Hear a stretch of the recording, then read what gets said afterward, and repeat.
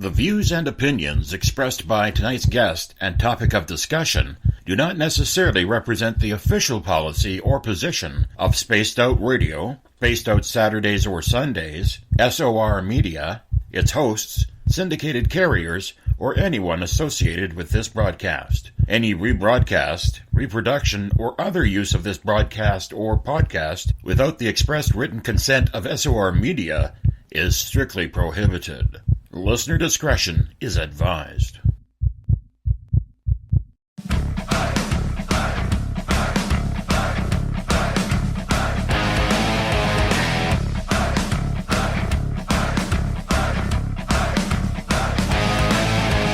Are you experienced? Then come own the night with us.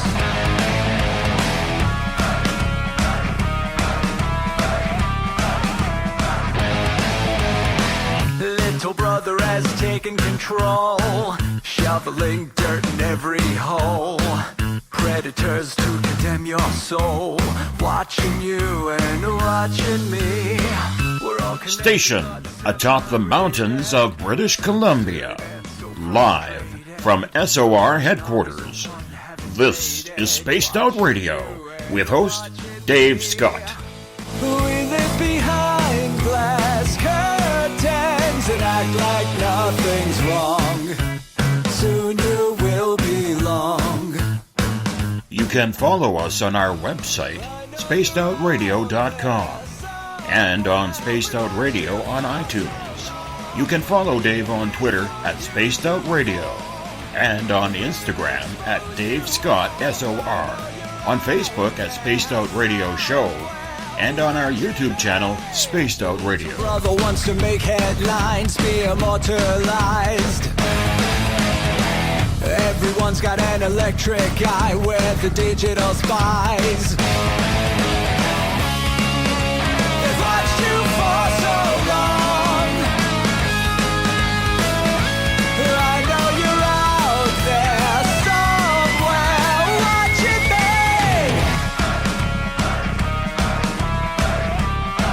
me. Buckle up, space travelers. It's time to go for a ride on Spaced Out Radio with host Dave Scott. I know you're out there somewhere. We've watched you for so long. Wait for you to fall. We will expose you all. I know you're out there somewhere watching me. Little brother wants to make headlines, be immortalized. It's Friday, August 24th, Saturday, August 25th, if you're on the East Coast or across the pond. And this, my friends, is Spaced Out Radio. Hope you had a great day and night. I am your host, Dave Scott, broadcasting to you live from the Great White North, on top of the Smoky Mountains of central British Columbia, right here at SOR headquarters. We are 150,000 strong nightly on the SOR Radio Network and Deep Talk Radio, and we say thank you so much for tuning us in tonight and kicking off your weekend with us. If you want to listen to our archives, all you do is go over to our YouTube channel. They are free. YouTube.com/Spaced Out Radio. Just do old Davey the favor, hit that subscribe button. Our website is spacedoutradio.com, where we have a plethora of features for you. Rock out to Bumblefoot, shop at our store, read up on the encounter online, and so much more. Don't forget, September 28th through 30th, you can get your tickets right now for the first annual Caribou Paracon presented by Spaced Out Radio and the Canadian Society of Questers. Go to questers.ca, click on the fall conference. You can watch Grant Cameron, Laurie Fenton, David Weatherly, Ross Allison, myself, and so many more. Great speakers coming on out. This is the weekend you want to take off and come to British Columbia, and we want to see you here. Tonight's show is brought to you by the YouTube channel Insuho. Sebastian Martin brings high-quality messages to the masses. Go to spacedoutradio.com, click on the Insuho banner, and subscribe to the channel today. Sometimes it takes a horrific human tragedy to bring this strange thing we call life into perspective. That's what happened with our guest tonight, Laurie Moon-Boggs. The personal loss of her miracle child led her down a dark path, wondering if life was even worth living. But with the help of family and faith, Laurie was able to use that dark time to find the light, and now she helps others. Laurie is an author, speaker, shaman, with the intentional undertaking of bridging many worlds, the magicians, elementals, spiritual powers, and alchemize it all into the tangible world of reality. Through strict meditation, Laurie is able to connect with what she calls divine embodiment. We're going to learn all about that tonight as well. Then in the bottom of the hour, or hour 3 that'll be, Everett Thiemer, our news director from the Spaced Out Radio, The Encounter, comes on in for Faux News Friday. But first, we got a great interview for all of you to listen to. We'll take your questions in hour number 2. Laurie Moon-Boggs, thank you so much for spending your Friday night with us here on Spaced Out Radio. How are you? I'm great, David. Thank you, and thank you for having me. It's so much a pleasure to have you here. Were you a spiritualist type person before this family tragedy? I was. I started on the spiritual path a few years prior to it. So, yes, I was. So when you started, as we learn a little bit about you here, when you started going down this path of spirituality, were you a religious person? Were you somebody just trying to find your own divine intention? How is it working for you? Was this before the tragedy? Yes. Well, both my parents were alcoholics. And so I was brought up in Salt Lake City, Utah, and it was really hard living in that area, not being LDS. And so I was always excluded. And so it was very hard to find my way in the world. And then as I did, I kind of hung out with, the partiers and the smokers and all that because I fit better in that world than the other world. And I did have a little bit of adult children of alcoholics because both my parents were alcoholics when I was 13 and 14. And that was probably, one of my first, I would say, spiritual occasions, even though I'd always been very close to God or a higher source, but never like the religion God. It was always another source. So I've never really, the religious God just did not make sense to me ever on any level for any religion. And so anyways, if any of them, it was more, the AA, God, let's just put it that way. And then when I got married, we went through 7 years of infertility. And my faith of anything in life was very, very tested. And we had 3 miscarriages and 4 surgeries. And they never told me I would never have it. The doctors told me I'd never have children. But I could hear this little boy that I dreamed of when I was a little girl. And I'll come back to that in a minute. And this little boy would say, keep trying. And so I would try, miscarry. I'd try, miscarry, try, miscarry. And then on the fourth time, on June 25th, 1991, our little boy was born. But I will go back to when the little boy that I'm talking about, when I was a little girl, both my parents drove drunk with me as a child. And so, and it was a fairly abusive home. Both my parents were alcoholics, as I said. And so, just the emotional abuse. My dad was also physically abusive with my mother. And, sometimes, with the belt with my sisters and stuff like that. So, there was some abuse there. But I just went into this imaginary world and made this little boy that I could just love and hold on to because that's what I needed. And so I thought, well, if I can just do this as a coping mechanism, not knowing what I was doing, that's what I did. And that's how I basically coped. And so after my son was born, he was born on June 25th, and that was the same day that my mother and father got married. So as I put together the pieces of my story, it's very, very mystical, and it all fits. I mean, there's not a single piece that doesn't.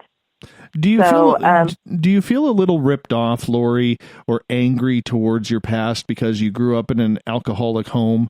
You wanted to have this beautiful family and you kept trying and nothing was working. I mean, that's a lot of stress on a lot of people.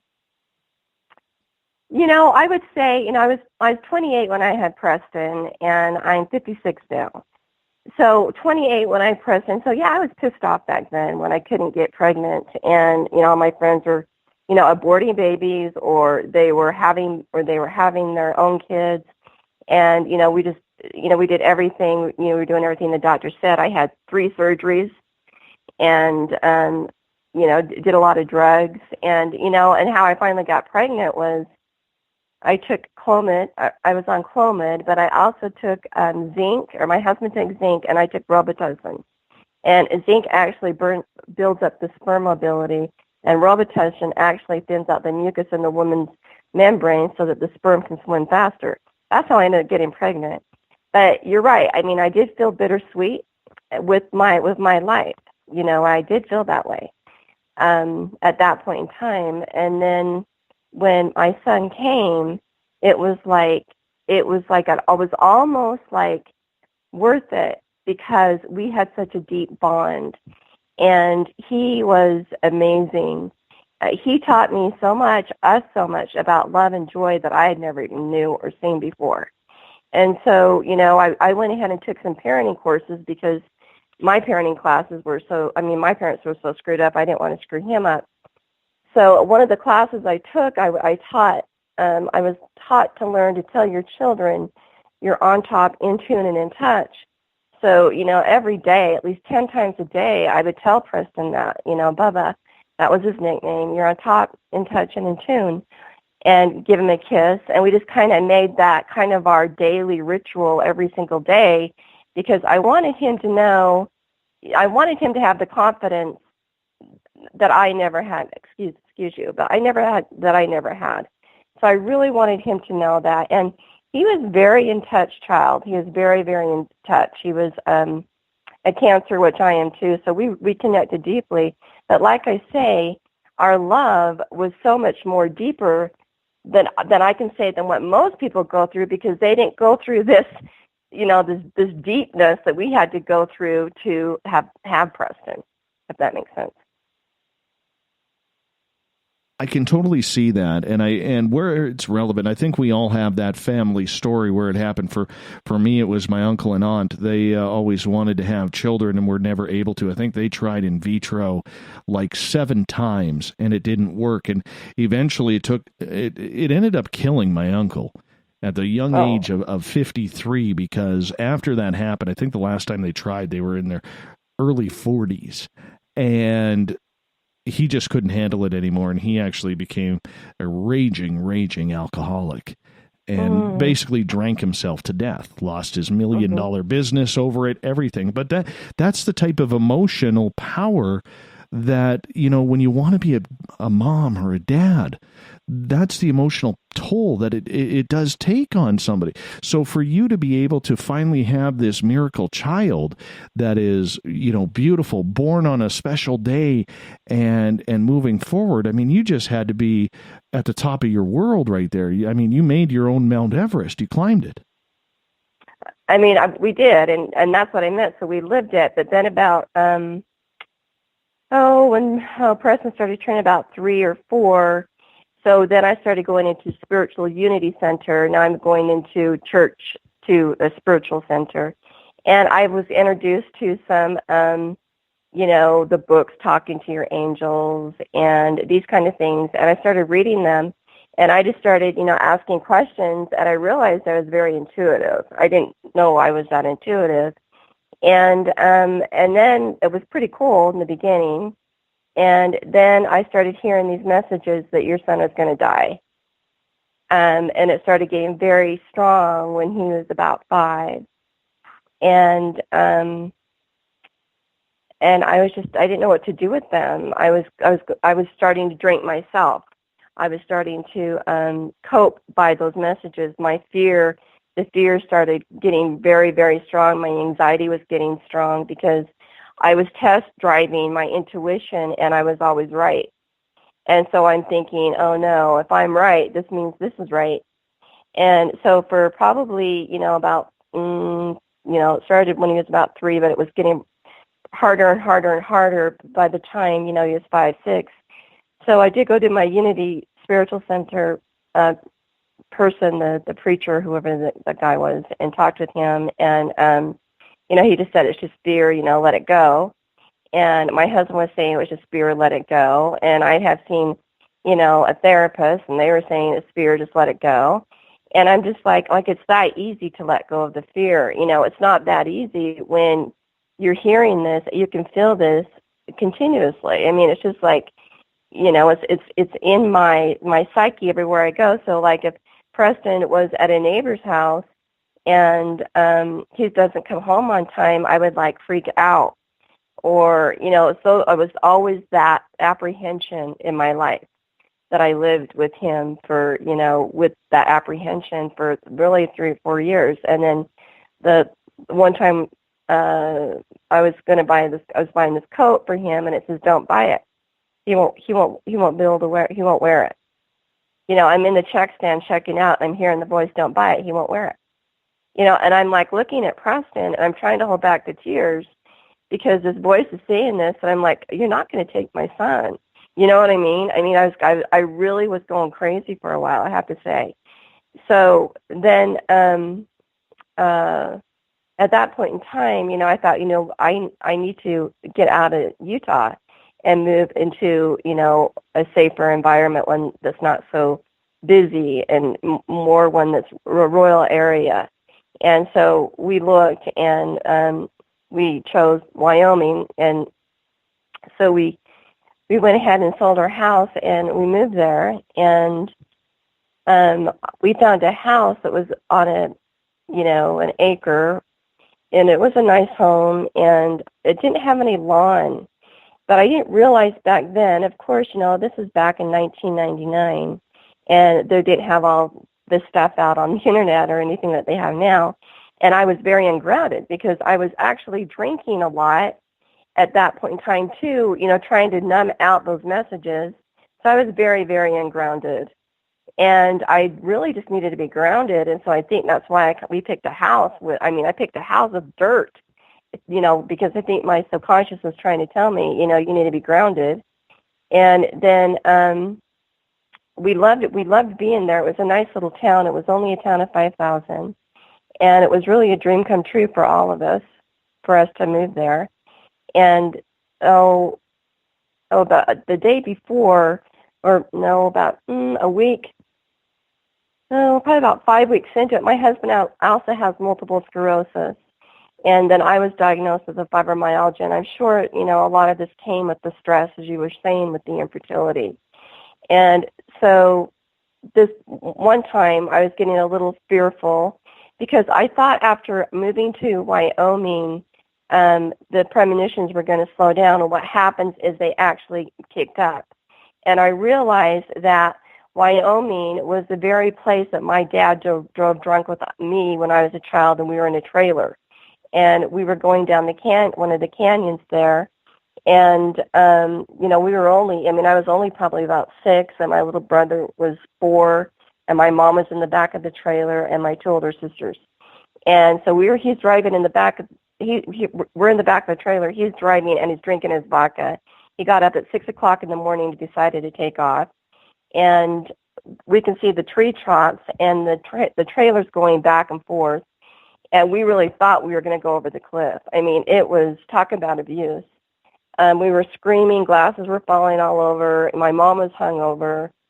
And, we were screaming, let us out of here, let us out of here. And he gets to the bottom of the canyon and goes up to fill up to the gas, and the trailer hitch comes off. And all the people come around and speculated and said, you're really lucky that didn't fall off in the canyon. So, when I realized that, wait a minute, this happened in Wyoming, I'm in Wyoming, and all those feelings started coming back again pretty strongly. I mean, it was just getting worse. Like the accumulated feelings really just coming in, and I didn't know what to do with them because they were so strong. And so one night I got pretty drunk, and Biff, my husband, pushed me a little bit to get me out of his way because I was yelling at him, making it his fault. I was a victim archetype pretty bad back then. And he pushed me, and I fell down, and I got up and said, I yelled at him and said, I can't believe you did that. And he would never do that, and we would never do that with Preston. And so this is really out of the ordinary. So it's just showing you how sick I got. You know what I mean? Because we would never have done that with my son. It was just really out of the ordinary. So I got in my car, and my son came running after me, and we got in the car, and I was drunk, and I drove. And I drove about a mile, and Preston said, where are we going? And I just had like this light switch turned on, like, you're driving drunk with your son, because I would never have done that. I mean, I would never do that to Preston because that was done to me, and I never did. So I was just like, wow, where did I go? So I turned back, went home, and tucked him into bed, and I passed out. And then I took him to swimming lessons the next day, and he looked at me with his big brown eyes, and he says, Mommy, what happened with you and Daddy last night? Because he'd never seen that before. And I said, oh, we're just under a lot of stress because of the move and our health. And he said, oh, and I didn't tell him the truth, and the truth is really I'm an alcoholic. But I didn't have the courage or understanding to realize that I was. And so a couple of days later, I told my husband, I think I am, and he says, oh, he's in denial, oh, you'll be fine, just drink, one glass of wine, which would eventually turn into a bottle. But so anyways, now it's like, 5 weeks into the move, and we're getting settled in, and we have to go to Riverton, Wyoming, which is about 2 hours away from us because they have, the Kmart and the Walmart, which this other place didn't have that kind of stores, and we needed to buy some things. And I was trying to do everything I could to save, to keep the premonitions at bay, but also had to use my intuition. And the day before, he was riding his bike, and I couldn't find him. And the neighbor saw how fearful I was, and he came up to me, and he says, it's okay. And he says, you don't have to worry about the kids up here. The only thing you have to worry about is this. And he pointed it to the stuff that beer is made out of. I can't remember the name of it right now, the poppy seed or whatever. The hops? Yeah, the hops, yeah. And I'm looking at him going, well, why would he say that? And he goes, that's what the beer is made out of, and that's what, the legislators only care about is this, and I'm going, okay, that this is fascinating. And then maybe a few days prior to that, a woman had the exact same car as mine, and she comes up to me. I don't even know her. She pulls up to me, and she says, my husband got a DUI last night. And I'm going, okay. So all these weird things were happening to me. And I'm like, this is fascinating. What is the universe trying to tell me? I didn't understand it. So, but why we decided to go to the store that day, we drove, and it was a beautiful day. And we went shopping, and we got Preston some school clothes, and we went to lunch. And then we made one last stop, and it was the liquor store. And it was in Wyoming, the liquor stores and the bars are together in some of those places. And I went in, and it was like this deja vu feeling. And it was like, like I was back in time, and I was at my grandfather's bar, and all these people were drinking. And it was just a very low grade energy. And I just felt very eerie. And I got my wine, and I left. And I just put it in the trunk, and we drove home. And I had to drive all the time because I was so out of control being a child, when I was a child. So my husband was in the passenger, and my little boy was in the back seat, and we were all buckled in. And my husband was reading, and my son started singing. He was a joker. He started singing some song, and so we were kind of laughing at him. And while I was driving, I noticed that there were some cars on the other side of the road, and they were, like lining up. And I told my husband, somebody must be having a blowout or something, and it's, we're going on the highway. We're going 65 miles an hour. So I was on extra alert trying to figure out what's the next move. And within seconds, this white truck that was in front of me veered off to the other lane. And right in that time where he veered off, there was a car heading right for us, head on. And this is 4:30 in the afternoon. Oh, my God. So, yeah, so I'm like, okay, this car's coming at us. So what I did is I went all the way to the shoulder, all the way the other way so that he had room to clear me. Well, what he did is he took his wheel and he followed me. So there wasn't much time, and then we were hit head on. I mean, it's just, he was going 65 miles, I was going 65 miles. Oh, no. And, yeah, and then just, within seconds we were hit head on, and I was in shock, of course, and I heard like this angel or something came out of nowhere and say, "Remember this." And then I felt like all this black stuff come off me, and in my book, I describe it as, as a monster, like this monster that has been with me for all my life. It just came off me. And my husband has, he's been scalped by the windshield, and blood is just pouring down him. And me, I can't, the car is on top of me. And I explained that I feel like I'm molested by my vehicle because it's clear at the top of my thighs. And I can't move. I'm just stuck. I'm just twisted. My legs are twisted in the metal. And then Preston said, "Daddy, what happened?" And when I heard, "Daddy, what happened?" I felt so relieved that he was okay. And I thank God he's okay. And Preston says, "Daddy, we've been in an accident." And then a woman came up to the car, and she was going crazy, screaming. And she was a smoker, and I had quit smoking 5 years prior, but for a second here, I wanted to ask her for a cigarette, but I didn't. And but she was just going crazy. I remember her because she was going so crazy, and I was in shock, so I couldn't connect it all. It wasn't all making sense for me. But, probably within about, 10 minutes, and I couldn't turn around to see Preston, but about 10 minutes, they came and got my husband out, and then they came and got my son out. They said there's a little boy in the back. They came and got both of them out. So I'm stuck in the car, and they have to get the jaws of life to get me out. And so I'm there for 45 minutes, and a woman comes, sits in the car where my husband was, and starts taking off my wedding ring and my rings. And she just says, "You poor lady, you poor lady, you poor lady." And I'm looking in my rearview mirror, and I can see I'm starting to swell up because of the impact. I'm like, And then I'm asking the EMT, I said, "Is my husband and son okay?" And they're like, "Yes, you're the only one that's really injured." And I'm like, "Oh, good." So I'm feeling relieved that I'm the only one that's injured, right? So then when they got me out of the car, that was horrible with the jaws of life. That's really, really scary when you got to go through that because you're putting all your trust. And I wasn't sure if I was going to come out with no legs. That's how bad. I couldn't see my legs. I didn't know what it looked like, and it was excruciating pain. And I asked them, if I could have some pain medicine. They said no. And when they pulled me out, my legs looked like they'd been through a meat grinder. I didn't know if they were repairable. And it literally felt like we went through a bomb. And so when they got me in the ambulance, I had a bra. I just bought a bra, and it was $50, and they cut it off. And I just remember saying, "Why did you cut my $50 bra off?" That's what I was saying. That's of course. how I was coping again. And then I passed out. I just passed out due to the pain. And then I woke up abruptly. They were removing my spleen because I had lost 11 pints of blood, and I had chest tubes because my lungs collapsed.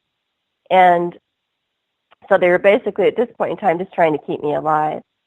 And then when I woke up abruptly, I was in extreme pain, and I felt this total jarring in my stomach, like somebody was preparing a family chicken for the meal. It was like this cutting and this pulling and this cutting and these knives going into me, and I could feel everything. And I'm like, oh my God, I'm in surgery and I can feel everything. And so I waved my hands to tell them, I need some pain medicine. And they said, "Look, this poor lady's been through this horrific wreck. Not only has she been through this wreck, but she's lost her son today. So here I am under no anesthetic, and they're cutting my guts open, and I find out my son's died all simultaneously at the same time. Oh, my God. Now, And I thought they what? had said your son was going to be okay. Were they saying that just to calm you? Yes. They knew that if they would have told me that he died in the car, that I would have died. I wouldn't have made it. Right. So they lied to me. So power of positive thinking is what that is. Right. That's exactly. They gave me hope. Because when they said he was okay, that's what gave me hope to keep me alive. Wow. So, and I actually gave the EMT a card after the car wreck, and kind of told him I was upset, but told him that I knew that he had to do it at the same time. And he said after 30 years of doing this kind of work, he's never had anybody give him any kind of card or thank him or anything. But, he's, on some level, he's one of them that saved my life. There was many. And then, so then at that point in time, I just said, God, I can't take anymore. I was done. I can't take anymore. And then within a few seconds, I was out of my body, and I went into a near-death experience, and I call this now, in this present moment, I look at it now after all my years of Vipassana meditation. This would be a conceptual near-death experience of the mind. And what happened is I went through the tunnel like everybody else, and there was no map needed. The colors were vibrant and blue and very vibrant pink colors, and they just kind of vibrated together. And there was no fear. What I just heard, that Preston had died, had left. There was that was all, there was no emotion. It was all done. And then I got to the end of the tunnel, and it was this door opened, and I went in this door, and it was these lights, and it wasn't a man, or what I mean. It was light. It was two lights, and one was press, and one was source energy. I was called source energy at this point in time. So or God or source energy. And I said to God, I said, what happened? Why did you take him after all those years of infertility? This isn't fair. What's going on? And he said that light said, well, he is no longer safe here on the earth. And what I was doing is I was praying every day before the car wreck, please keep him safe, please keep him safe, please keep him safe. And so, he's no longer safe here on this earth. And then I said, I don't care. I'll take him I don't care. I want him back. And I was angry and I was mad. I want him back. And then they showed Preston would be in a vegetable state, and if he was to survive. And I said, that's fine. I'll change his diapers until, as long as I live, I'll be there for him.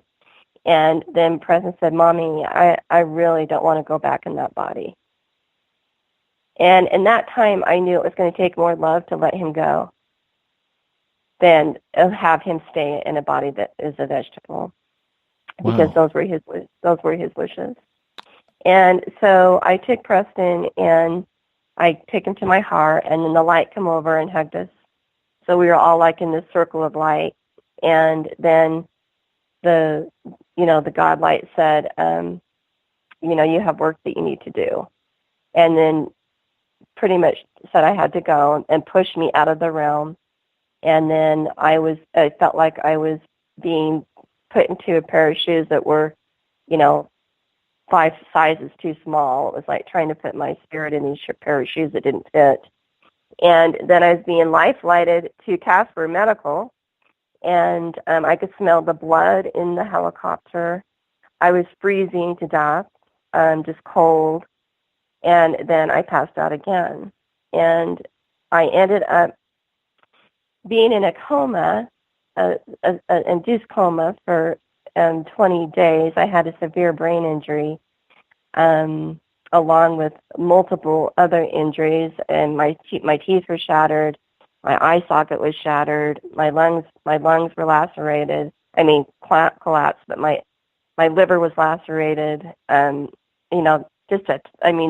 legs, I have rods on my legs now, and they said I would never walk again. I mean, I was just a mess, really. And they said, I don't remember this, but they said on the third day of the coma, I woke up and asked for a pen, and I wrote a note to my husband, I love you, we're going to be fine, and gave it to him because he was holding on to life at the same time, right? We were both in the ICU room, and what had happened was it was a drunk driver that he had a set on, and the other little boy was in the ICU room with us of the drunk driver, so the three of us were all sharing the same room. And then I just passed out again, and when I woke up, 20 days later, I hadn't woken up yet. I almost died. Well, I did die again, but they told my family to prepare for death again. Because the first hospital, the one that didn't have the anesthetic, they didn't clean up my legs because they just thought I was going to die. They just, took me out as, she's a goner. Well, because they didn't clean up my legs, I ended up getting a really bad infection in my legs, and they gave me an overabundance of antibiotics that gave me a systemic yeast infection, and so that almost killed me. And then I had another near-death experience with that. And that near-death experience is what I would call the void. And that was an embodied experience. So that experience was this dark place. It was warm, dark, peaceful, calm, and healing. And when I was there, I finally just cried and said, finally, I'm home. I'm home. Even though I was alone, I knew I was home and I was safe. And it was wonderful. But then in seconds, I was being slapped in my face by the nurses in the ICU room and telling me to wake up and not to die. They're yelling, Laurie, don't you die, don't you die, don't you die. And I was angry when I woke up, when they were hitting me. I was so angry at them because I was in this place of this peace, this peace of this sacred, really luxury energy that I had never really felt on the planet, here. So I'm just like, man, why did you do that? I want to be there. And so then also while I was in the coma, I had some time with Preston. And so there was this time I remember him being, we were in these rolling hills and these beautiful flowers. And everything is vibrant, a lot more vibrant, a lot more alive. And he had these two new puppies, and we were rolling down the hills, and we were laughing with them, and they were chasing us, and we were all laughing together at the puppies, and me and Preston just rolling down these hills. And so, when I came out of the coma, I was very kind of confused, because I've had the one near-death experience, and then I had the other near-death experience in the void, and now I had the other, the one while I was with Preston in the astral realm. And so when I came out, they were trying to tell me that Preston was killed, and I was like, huh? No, he wasn't. I was just with him and his two new puppies. He didn't die. I was just with him. And, it took me a while to put it all together. I mean, of course, I was wearing diapers at that point in time. I couldn't, my legs, like I said, they said I never walk again. And they were telling me that when I came out of the coma, one thing Preston said to me, he was one of the first things he came to me again and he said, I want you to know, Mommy, that I'm okay. I'm with Grandma and Grandpa. I love being in heaven. And he goes, I want you to know that we're going to teach you to be light, love, and free. Wow. And I said, okay, and I could, just kind of see this like little dot, that was kind of like talking to me. I'm just like, okay, all right. And so, that's kind of what happened. And then like when the doctors kept saying, yeah. And so when the doctors kept saying, you're not going to walk again, Preston just popped in and said, do not believe them. Do not let them put a spell on you. And I'm like, okay, because I would have, you know what I mean? Because I gave my power away. I mean, back then. And so I just said, okay, I'm not going to believe them, And so I walked, and like they said, I would never live. They told my family I was going to die from that infection. And I didn't die, but I do have, I still have after effects from that car wreck that I can go into a little bit later. But then after that, I came out, and I was in the hospital for 70 days. I had to learn how to walk again and basically talk again on some level. I mean, I was very, very brain injured. And they also said I would be so brain damaged that I would need a caregiver. And so, I just proved them wrong, basically, really. But when I came out, it was 70 days later, and we buried Preston on the 45th day. And then I went home, and it was our 16th wedding anniversary. And my neighbor had given me this picture that Preston drew at her house that she babysat at the day before the car wreck. And she had it framed for us, and she says, I think there's a message in here. And the picture is a picture of God and my son in the clouds, and a sun and an eagle, and our house in Worland, Wyoming, and the river. And in the river is a shark, and it's going the wrong way. It's not going up, it's not going upstream, it's going downstream. And so, it's basically going the wrong way. And so she said, there's a huge message in here. And I said, yeah, there sure is. So really, I was talking to Preston really from the time I woke up from the coma. He just kept, he was there with me. And then of course, I was raw in grief when I went home. And since we just moved there, I really didn't have any really friends or family after, the funeral. Everybody went back. And so I had to heal pretty much on my own. I mean, my husband went back to work a couple of months later, and he was just running from the grief. He wasn't really ready to go back to work, but he was running from the grief. When a couple of months later, after we got home. So the wreck happened July 24th, and he went back to work in November. And then I think I came home in October. And so, that's just, so when I was grieving, I was always yelling at the top of my lungs because I was very angry. I was angry at both, at God and Preston still. I felt very, very, very abandoned. How can you not be?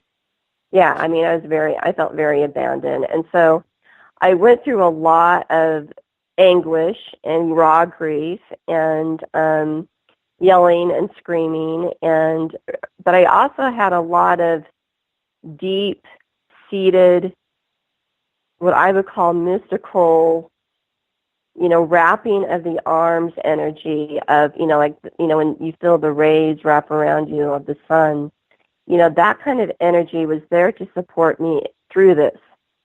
And so after about, the first year, I said to Preston, I said, what are you trying to tell me in this picture? And he said, Mom, soar high like the eagles, like me and God, and stay out of the illusion of fear, or the sharks will eat you alive. Wow. And that was his message to me. And he was showing up in eagles while we were in Worland too. In fact, I had to go to a shaman because I was like paranoid, because if I was doing anything, these eagles would come out and start flying around me, and I'm like getting real, very close. And I wasn't aware of the spiritualness of it yet. You know what I mean? I was just, I didn't really understand it. And he just said, that's your son trying to connect with you. And then once I saw that, then I started dancing with the eagles. I'm down on the ground, and they're up there dancing with me. So it just became this symbolic, very symbiotic relationship of me and my son, but through nature instead of his body. I have to ask a couple of questions here, if you don't mind, because first and foremost, I did not prepare to have tissues in my studio for this. I'm sorry. Well, no, it's a beautiful story, but How old was Preston, and could you spend a couple of minutes just telling us about this wonderful boy? Sure. So Preston was 8 years old, and also let me include the other children too. Forgive me. So in the drunk driver, the drunk driver was killed. He was an uninsured motorist, repeat offender. His girlfriend was killed. He had a 6-year-old little girl in the front seat that was killed, and another 8-year-old little boy that was killed. So just want to throw this out here. It's very symbolic of my own family driving drunk, of my own father driving drunk with us. Very, very symbolic. So anyways, Preston was dynamite. Like I said, I wish I had I have a slideshow because I do a lot of speeches and I use a PowerPoint. But he was one of those kids that whenever he walked in, everybody lit up. He just knew how to turn on everybody's spirit. He just had that in him. And I'm not saying that because he's my child, quote, quote, because he's really not my child. He's Mother Earth's child. But he had that knack with him, and he was always full of laughter and always, positive. Now, he did need his space. He did need his time because I think because he was very sensitive like me, so he did need his time away from his friends, and so he would come in and, watch a TV show or whatever, we'd lay together, whatever, or rock, and he loved to be rocked, and he cared for children deeply.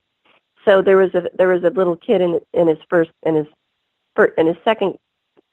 grade class, I should say, and his mother and father were very abusive. And Preston just took that to heart, and he would just come home and cry and just say, can he come to our house and live? Why does he have to live with those people? Why can't he come live with us? We'll love him. So he was always that kind of child. You know what I mean? He could hone in on the suffering and wanted to help the suffering, if that makes sense. Sounds like a wonderful, wonderful boy. When we talk about premonition, did he ever, because if he was in touch or in tune with himself and his spiritual side, did he ever give any hints that it was supposed to be, to quote a Trooper song, here for a good time, not a long time? Well, what happened was, he loved NSYNC and those kind of, the love, the really deep love song, little love groups, you know what I mean? Savage Gardens, those were his favorite right groups. And so he didn't really say anything, but what happened was, for your listeners, with the fear and the emotion I was carrying, it actually became accumulated. And it was 2 days before the car wreck, it was like an avalanche was hitting me, and I couldn't hold it anymore. I didn't have the strength to hold it back anymore. And I just said, I said, God, get the show on the road. I surrender. And I looked at Preston, and I said, honey, please don't leave me. And he just looked at me, and he didn't say, no, I'm not going to leave you. He just looked at me, and he didn't say a word. But in his look and in his basically telepathic transmission that he gave me is, I'm leaving you. Okay. I'm leaving you. And yeah, and I just started crying. That's when I was just more of a nutcase. I just started crying like I knew he was leaving me the 2 days before the wreck. So he didn't come out and say that, but he was being a little prankster, a couple of times, when he'd go to the grocery store, he would hide from me, and then he'd see me panic, and he'd go, Mom, don't worry, he was being a little eight-year-old little comedian because he had that in him too.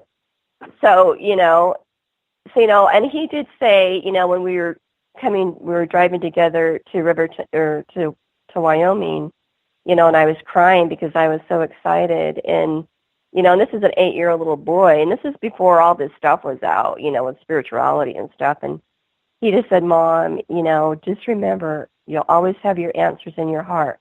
That's where you're always going to go to, is your heart. And that's where Grandma, my mother died very young. I was only 32. And she says, and he goes, that's where Grandma is. And he did see my grandma, he did see his grandmother, my mother, when he was about 5 years old. He saw her and said, Mom, come here. Grandma's in here. Come say hi to her. You know what I mean? And I couldn't see her. And so I just said, where? And he goes, she's right there. Don't you see her?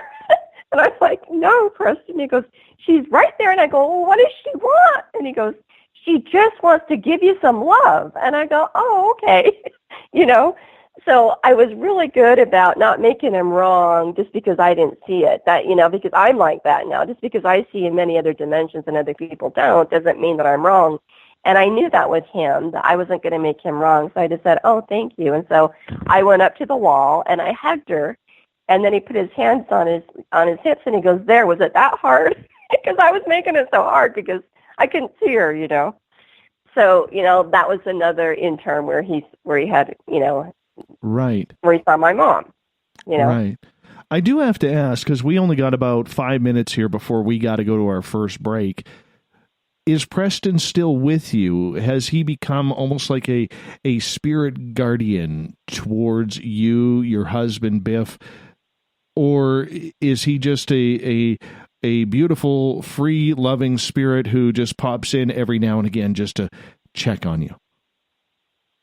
I would say that it's a number of things. I think that now he's helping the other side. So, you know, this is a little complicated in 5 minutes, but basically Preston and I are about freedom. So as I unravel my emotions, he unravels.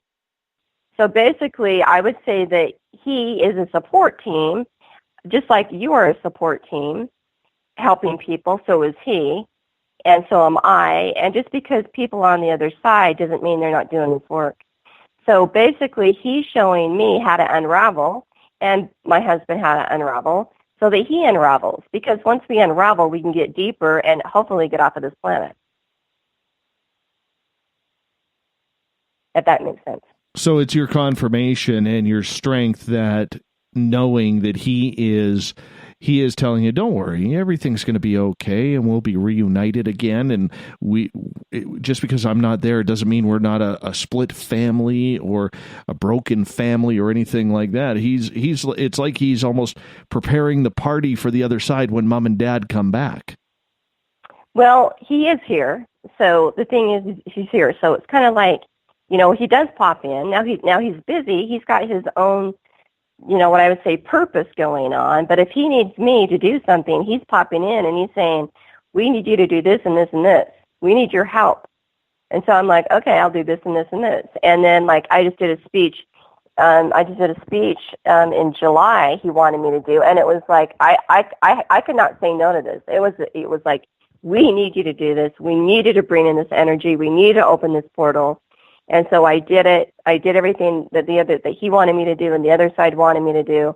And then I got done and he says, you know, mission accomplished, Mom, way to go. You know, so it's that kind of relationship. Well, that's wonderful. That is, yeah. It's peaceful and it's wonderful. And, you know, a lot of people, when their loved one passes away, it doesn't matter if it's a child or if it's a parent or a grandparent or even a best friend, we all look for that sign, or we just think, oh my God, they're gone. I'm never going to see them again.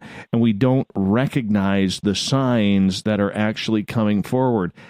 You had immediate signs. So when you were finally back home and healing on your own personal level in your house, what kind of signs was he giving that you knew that he was around? Was it dropping dimes, maybe butterflies? You mentioned the eagles. You know, he would just pop in and say, Mom, it's going to be okay. I would hear him. And then there was a time that he had me go into his bedroom and he says, look under the bed. And I looked under the bed and there was all these Valentine hearts that say, I love you. Now, you know, this is in July, you know, when this wreck happened. And I didn't know that he had Valentine hearts under his bed. You know, it's those kind of things. Like he would tell me where to go and what to do. Or other children would come up to us, or, you know, those kind of things that would be magical. Like there was a 15-year-old that asked my husband he could buy him an ice cream like at McDonald's one day. So it's just these kind of things that that Preston is partaking in the energy. You know what I mean? Your kid's energy. You know what I'm saying? You just know it. And the thing is that's just how he would use anything and everything to get my attention if I wasn't seen or if I needed, that support. But usually because I could hear him so much, through just listening to him, that was enough. That it was always nice to see the eagles or the dime or the feather or the unexpected gifts that come out of nowhere from children. And that's usually how it happened, really. And then a couple of times in his bedroom, there was another time, there was about 3 other times in the bedroom that he told me to go to find something. And it was like there was a bear there was a little plastic bear holding a heart in his coat pocket, and he told me to go to his coat pocket and look into that. Wow, so that is a connection. So, it really got me through. We're going to go to break here, and I just want to tell you, I never believed in the dime story, and I told this story last night because we had kind of a similar topic. I never believed in the dimes. And my nephew, who was 29 years old, passed away just over a month ago. Oh, I'm sorry. And it was weird because I'd never seen life start to finish. And I'm still not over that. But nonetheless, in strange places lately, I've been finding dimes, including my pockets. I don't even carry change. So I'm a little mesmerized by this right now. But Laurie, you hold on. We're going to go to our first break of the night. Laurie Moon-Boggs is our guest tonight on Spaced Out Radio. We're going to talk premonitions. This is an incredible story. And I'm going to suggest for hour number 2, maybe you have some tissues ready, because hour number 1, I was not prepared for that. Not prepared. My sleeves are soaked right now, but nonetheless, a beautiful story. We're going to get more from Laurie in hour number 2 on Spaced Out Radio right after this. Find your escape where time has no limits. It's about living today and cherishing the heritage of yesterday. A spirit of adventure for what is new, with the nostalgia of the past. Your timepiece is a reflection of who you are. Life surrounded by beauty from the world around us to the soul within. EscapeWatches.com. There is no time like the present to enjoy your escape. Use promo code SMF2017 for your 20% discount today. The freedom to post what you want, when you want. That's the social media freedom you need. Social Media Freedom is the free app in your app store. No need to worry about going to jail or being shadow banned any longer. It's the freedom to say what you feel. The freedom to know Big Brother isn't watching. It's the way social media is supposed to be. Social Media Freedom. It's time to set yourself free. Download from your app store today. Coming September 28th to the 30th, it's our first annual Caribou Paracon, put on by Spaced Out Radio and the Canadian Society of Questers. 3 days of paranormal, supernatural, and spiritual knowledge in the beautiful 108 Mile Ranch, British Columbia. Tickets are $150 Canadian for the event, being held at the Spruce Hills Resort and Spa. Come watch our featured speaker, Grant Cameron, along with Laurie and Fenton, David Weatherly, Ross Allison, and more. The Caribou Paracon, celebrating everything paranormal. Hi there, I'm Butch Witkowski, lead investigator with U4Cop. On the final Monday of every month, you can listen to me and host Dave Scott on Spaced Out Radio's Strange Days. We're going to get to the heart of the matter when it comes to what's happening out there. People are seeing and experiencing things from ET contact to Bigfoot, and I want to hear about it. Your experiences are what we investigators need to help solve these unknown mysteries. So tune in at spacedoutradio.com to the final Monday of every month from Butch Witkowski's Strange Days. Hi there, this is Tessa Nicole Thomas, and I'm going to take you for a ride every Sunday night on Spaced Out Sundays. I'm going to set up your week with some strange tales from across North America, from psychic readings, Sasquatch, UFOs, to the most haunted locations. Come join me at spacedoutradio.com starting at 9 p.m. Pacific, midnight Eastern, and let's get weird together. I'd love for you to join me. Spaced Out Sundays at spacedoutradio.com. There's news, and there's The Encounter. This is Spaced Out Radio News Director Everett Thiemer inviting you to check out The Encounter, our half-hour news segment every Monday through Friday night is different compared to what you're used to. Our goal is to bring you the weird, strange, and interesting stories the mainstream tends to leave out, and stories that will make you scratch your head in disbelief. The Encounter can also be found at spacedoutradio.com and on our Facebook page, SOR The Encounter. Come give us a read.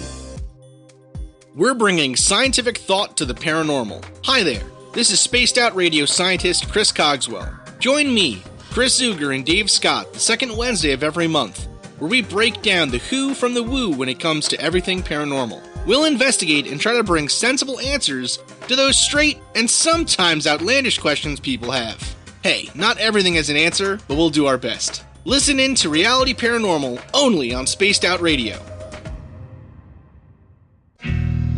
Heading to Vancouver and looking for some great nightlife? The Moose Vancouver is the place to be. Catch a game on one of the big screens or just come rock out to your favorite 80s and 90s hair bands. Great food starting at $6.95. The Moose Vancouver is open until 2 a.m. nightly. It's easy to find near the corner of Nelson and Granville. The Moose Vancouver is the official rocking bar of Spaced Out Radio. Are you interested in advertising on Spaced Out Radio? Head to our website at spacedoutradio.com and click on our advertising tab. There, you will find an assortment of ways you can get your product out there with us, from radio commercials to banners and social media. Have a product you like our hosts to endorse? We can do that too. Visit spacedoutradio.com for more details. Do you want to know what's really going on in your world? Do you have questions about who you can trust in the mainstream media? Then look no further than the Rebel Planet. Come get the straight answers right here at spacedoutradio.com. Join me, Jamie Sexton, creator of Rebel Planet News, as I fill you in on the stories behind the stories. All you truth seekers, be sure to tune in to Rebel Planet on spacedoutradio.com the third Thursday of every month. Visit purpleplates.com today. For over 40 years, the Purple Energy Plates have been delivering amazing results for their many customers. Inspired by the great genius Nikola Tesla, the harmony, healing, and energetic effects of the plates have proven over and over to be beneficial and often miraculous to thousands of customers. Check their site for daily specials and choose from their many energy products. You won't be sorry. Visit them today at purpleplates.com. So, you love talk radio? Then you'll love TalkStreamLive.com. TalkStream Live is always on, 24/7, with the best streaming talk shows. Find your favorite talkers and discover some new ones. It's free, readily available online or on mobile with any smartphone or tablet. Finding your favorite talk shows all in one place has gotten a whole lot easier. Just go to TalkStreamLive.com. Be sure to download the free apps from Google Play or the iTunes App Store.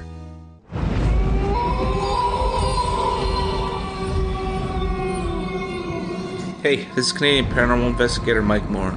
The third Wednesday of every month, I'll be teaming up with Dave Scott to bring you Ghosts of the Great White North. Each month, we will bring on guests from across Canada to discuss their ghostly encounters. Canada is a paranormal hotbed with stories you've never heard, so we're going to bring them to you. So get comfy on your Chesterfield, grab a donut, and join us, eh?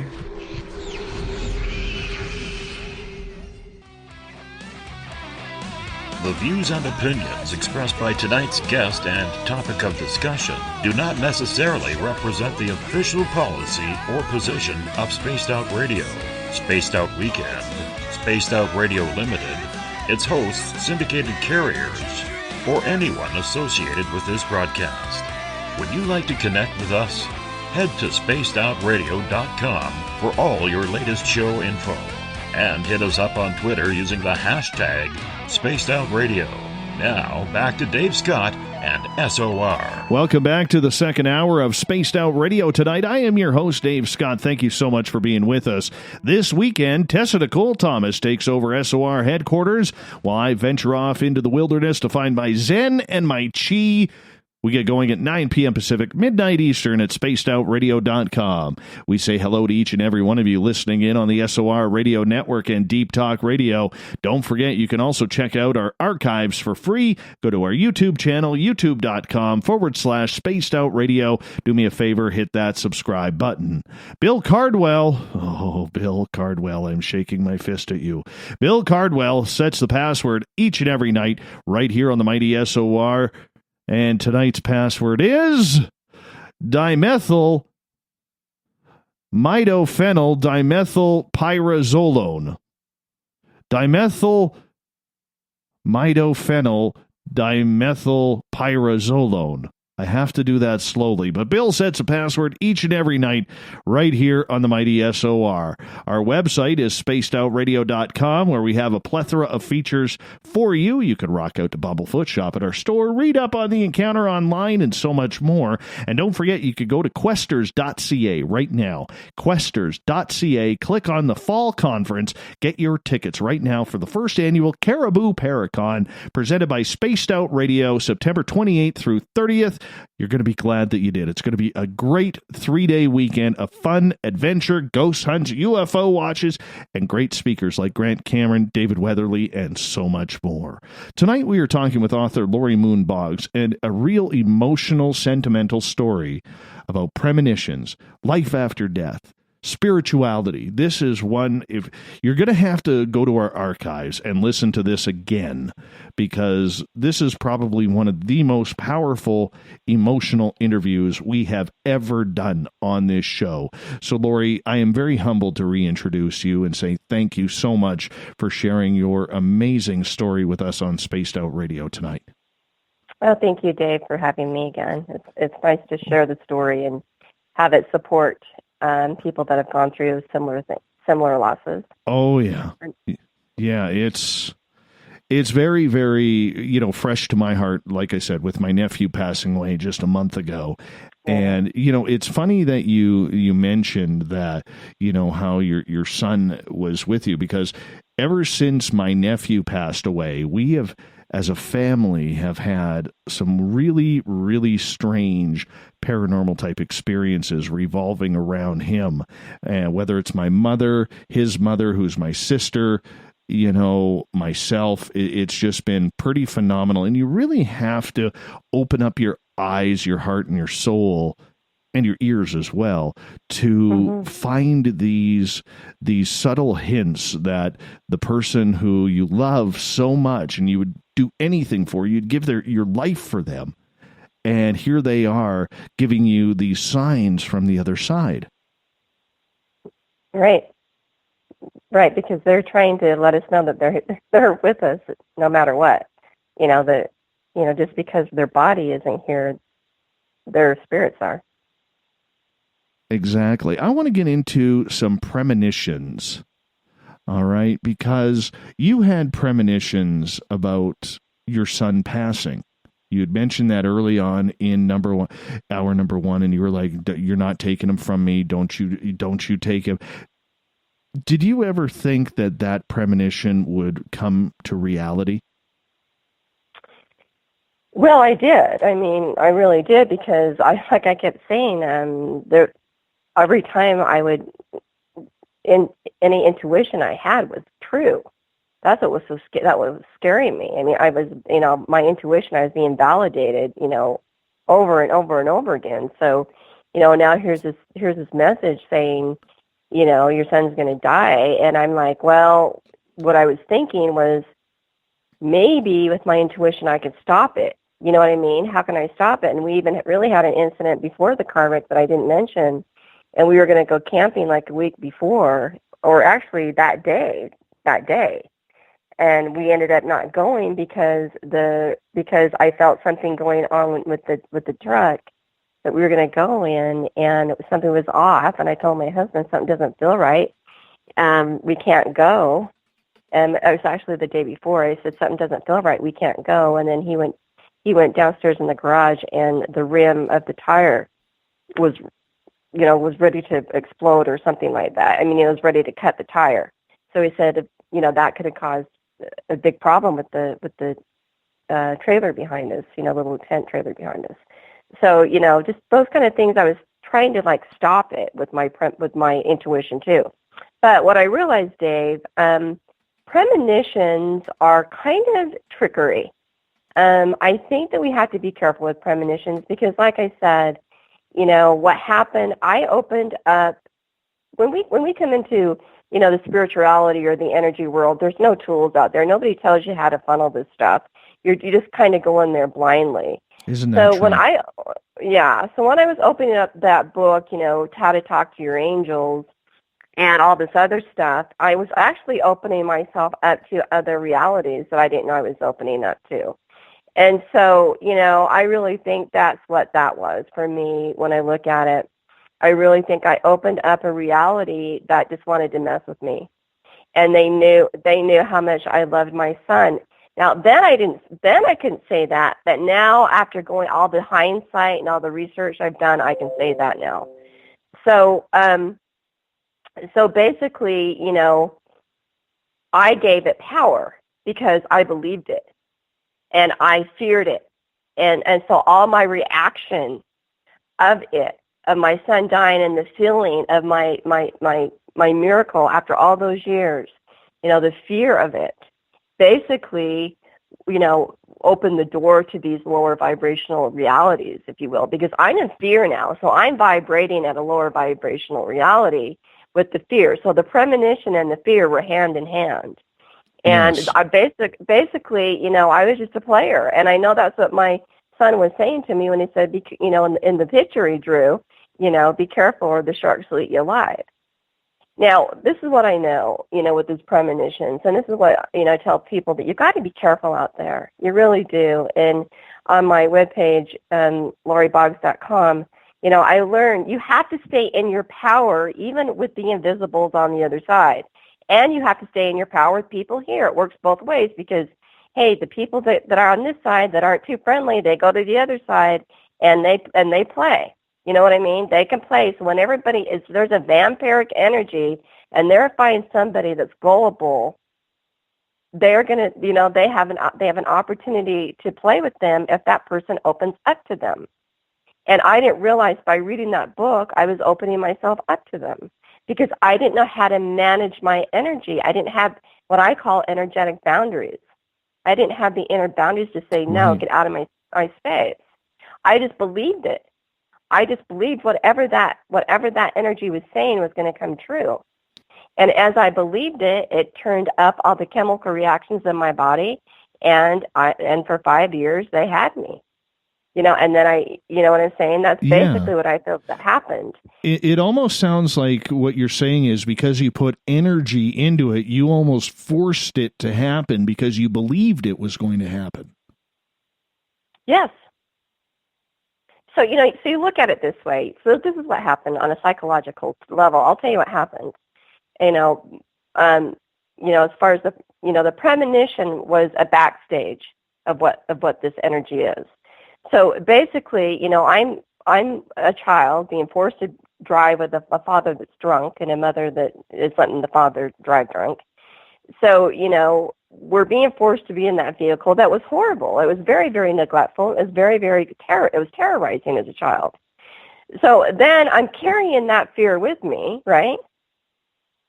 And Preston's the one that told me this, by the way. I mean, he's the one that showed me this is how this happened. And this is in the book, and it goes into greater detail. But so anyways, I'm carrying this fear with me. And then I get married, and then we have all the infertility. And then my dream comes true, my little boy. Well, it was the same little boy that I was imagining when I was a little girl, right? That was my dream, comes true.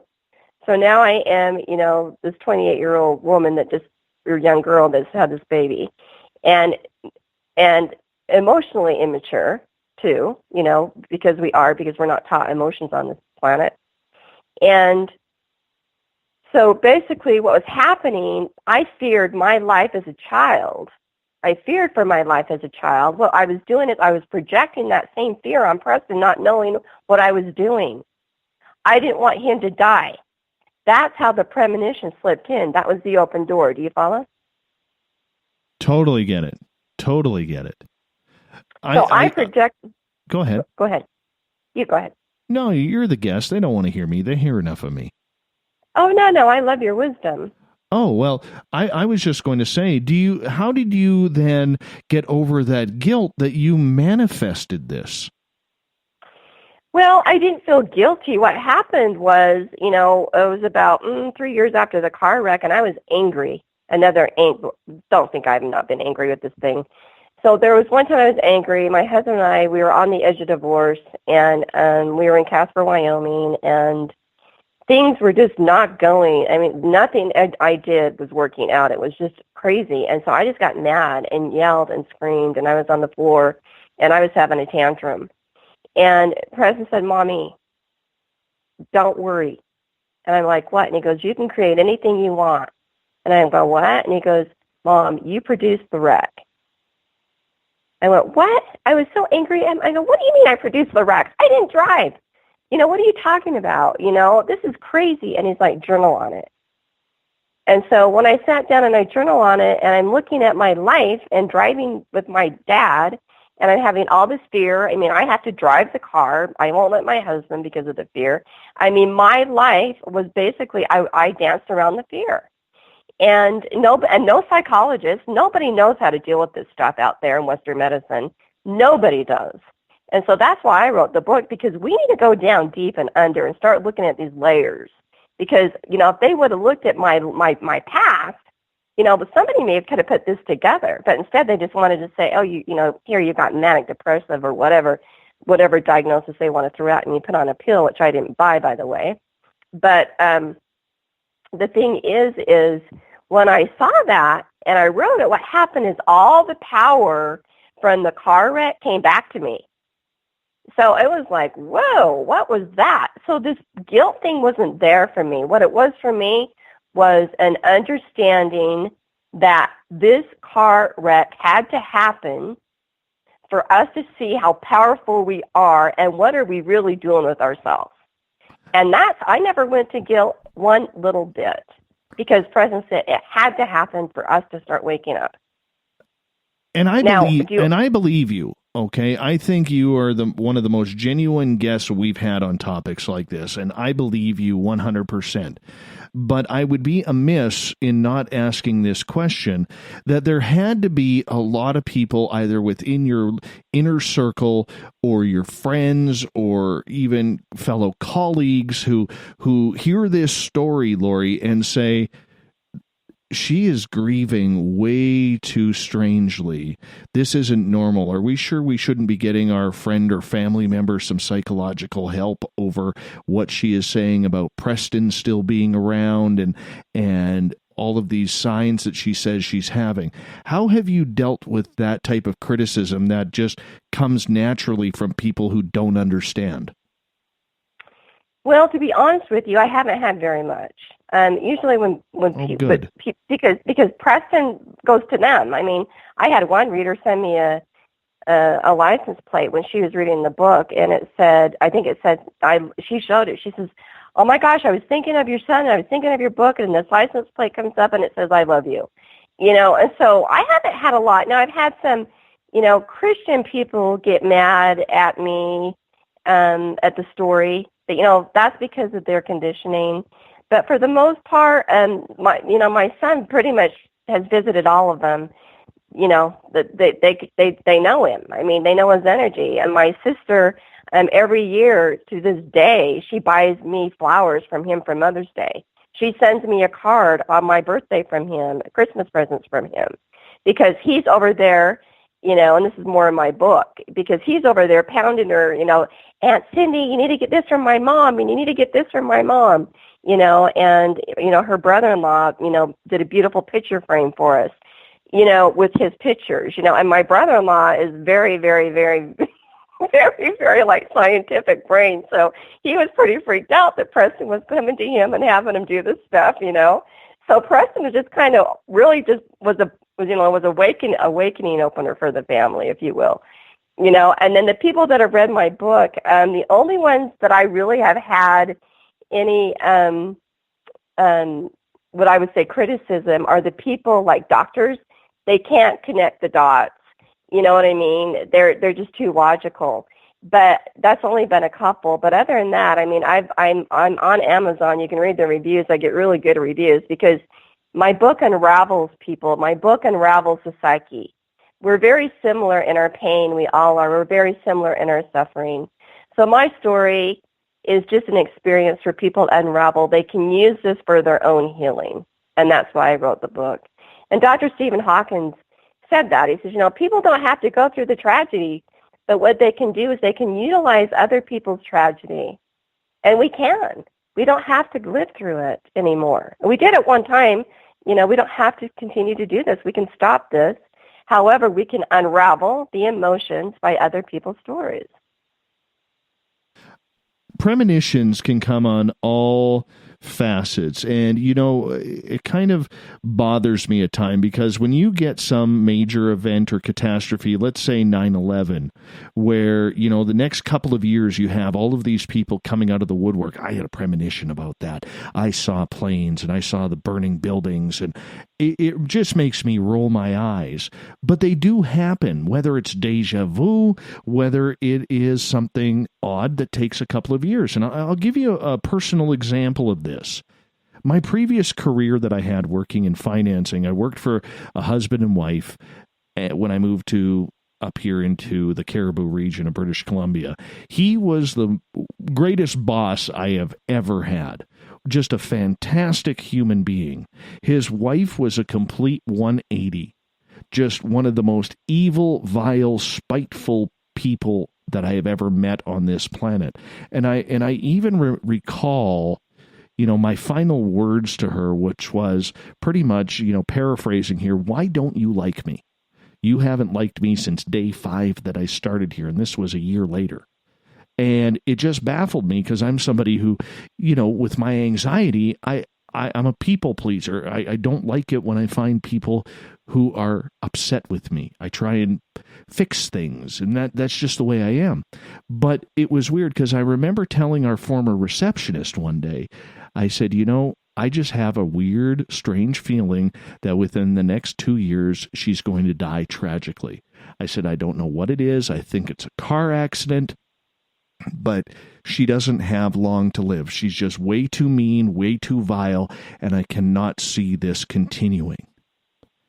And lo and behold, about 2 weeks ago, she drowned in the lake. And it tripped me out a little bit because I knew nothing of this.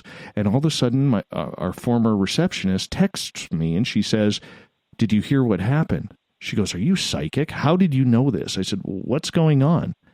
And she's like, well, this person drowned tragically. And what had happened was she was at a wedding that day, decided to go on the lake in between the wedding and reception. And all of a sudden, as her and her friend decided to jump off the boat and go for a swim in the lake because the water's really warm up here at this time of year, the boat started drifting away in the wind. And she could not catch up to it and eventually went down and passed away. And you look at these premonitions, and it's easy to say, oh, this person's going to die in 2 years or whatever. But when it comes true, whether it's 2 years, 2 days, 2 minutes, for a lot of people, they don't understand why it is happening.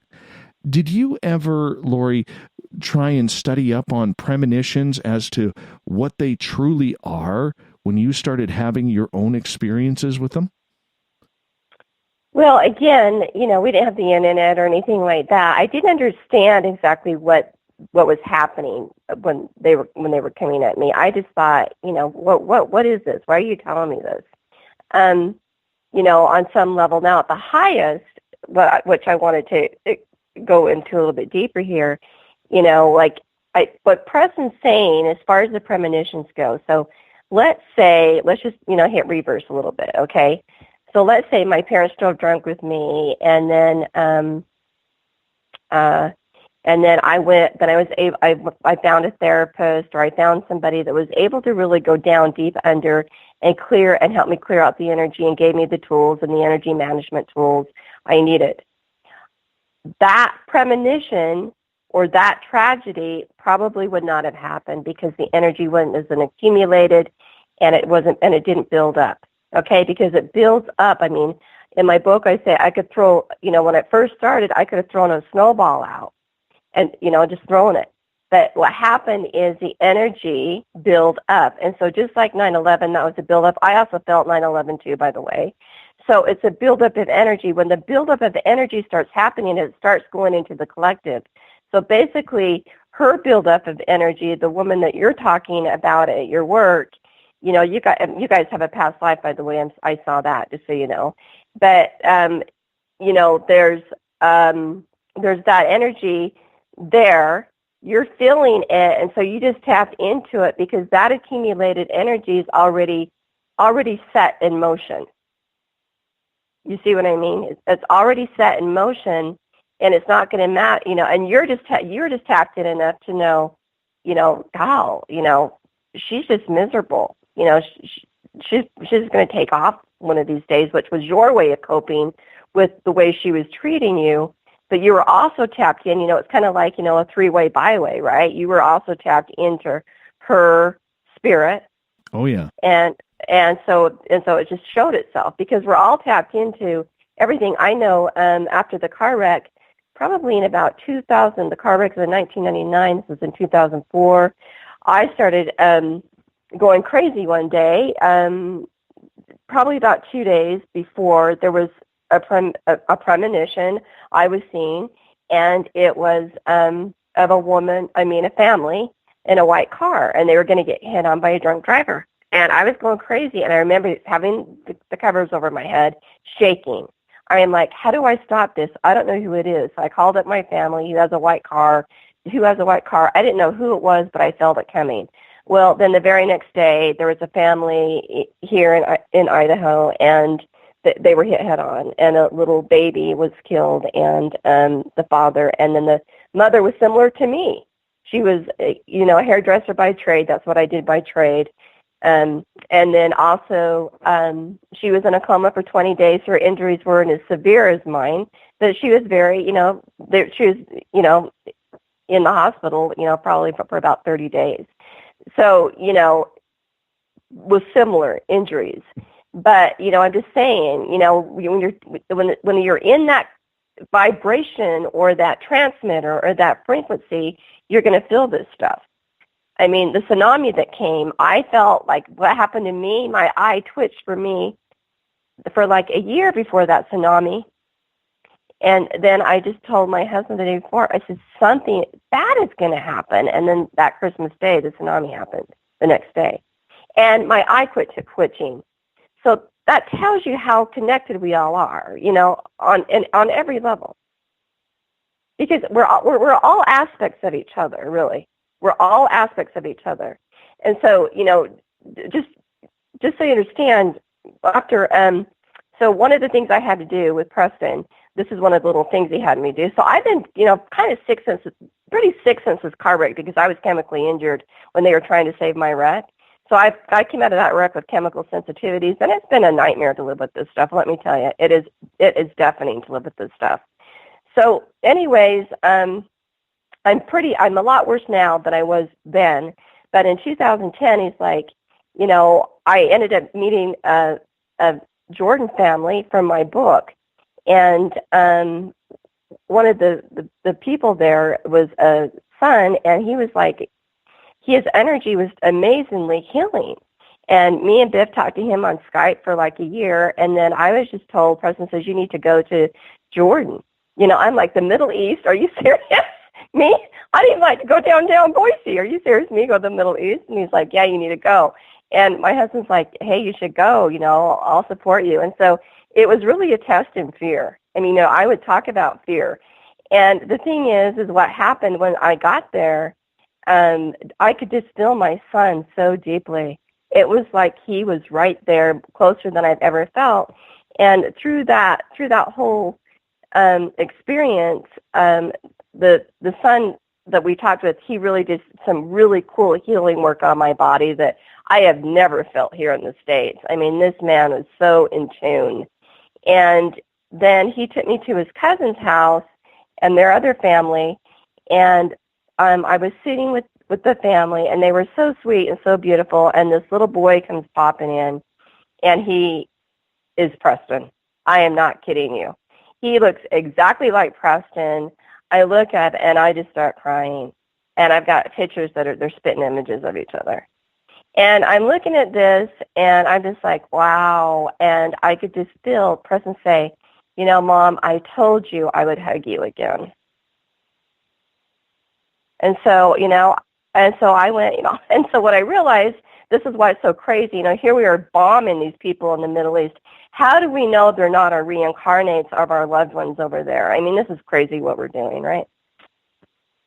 How has it opened up your mind to everything from premonitions and deja vu to reincarnation? Have you felt your mind expanded by all of this because you were kind of forced down this spiritual rabbit hole to find what's on the other side? Do you feel like you're figuring it out? Oh, yeah, I think I've got it figured out. Yeah, I do. I don't think it's what people want to hear, but I think I've got it figured out. Well, you got to tell us now. We need the answers here. Well, because I also did some research on near-death experiences. And, you know, usually with our near-death experiences, it's where our mind is at when we die. So, you know, like one man I listened to, he swallowed his tongue because, on a drug overdose. And he ended up, you know, while he's swallowing his tongue in the drug realities, because what frequency are you at when you die, right? So, you know, he's in the drug, what I call the drug realities, and then he's like in hell is what he called it. And he said, you know, Jesus came to him and gave him another chance. So that was where his mind was at. And then Jesus is the one that gave him another chance, and that was his near-death experience. So what I started realizing that where the people were at, like in their religion or wherever they were at, is where they go to that's the reality they go to when they cross over. So like my father, for instance, who was a raving alcoholic by the time he died, he probably went to the bar reality. You know what I mean? And that's just how that works. And then that bar reality, they can become spirit attachments on the other side, because they have the sensations of still wanting to drink, and then they will attach to somebody that's also drunk on this side. That's when somebody's like checked out. That's because the spirit attachment from the other side has attached to somebody that's drunk on this side. So when you see somebody like drunk and all of a sudden you're like, where did you go? That's because the spirit attachment usually came in. So that's the way it works. You know, it's like, you know, what vibration, that's why I'm very organic I was basically forced to be organic with this multiple chemical sensitivities on some level anyways. However, even if I didn't have multiple chemical sensitivities, I would still do it because I know the frequency wave that we need to go on, you know, when we pass. And the research that I have done at the Bardos, I don't know if you've heard about that, Dave, but you know, there's different variations of it.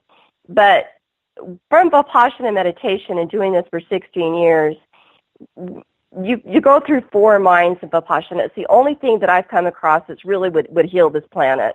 I mean, I have spent probably, you know, $25,000 on healing energy and tools.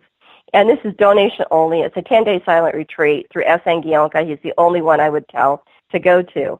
And it gets you the sensations of the matter so that you get your will back from that chemical reactivity in the cell memory from all these past lives. So you get strong and you get sustained. I probably would be dead if I wasn't doing Vipassana. And that's why I'm such a strong spirit, by the way. You can probably feel that. But as I do Vipassana, it's giving me the information of clear discernment of what's really going on.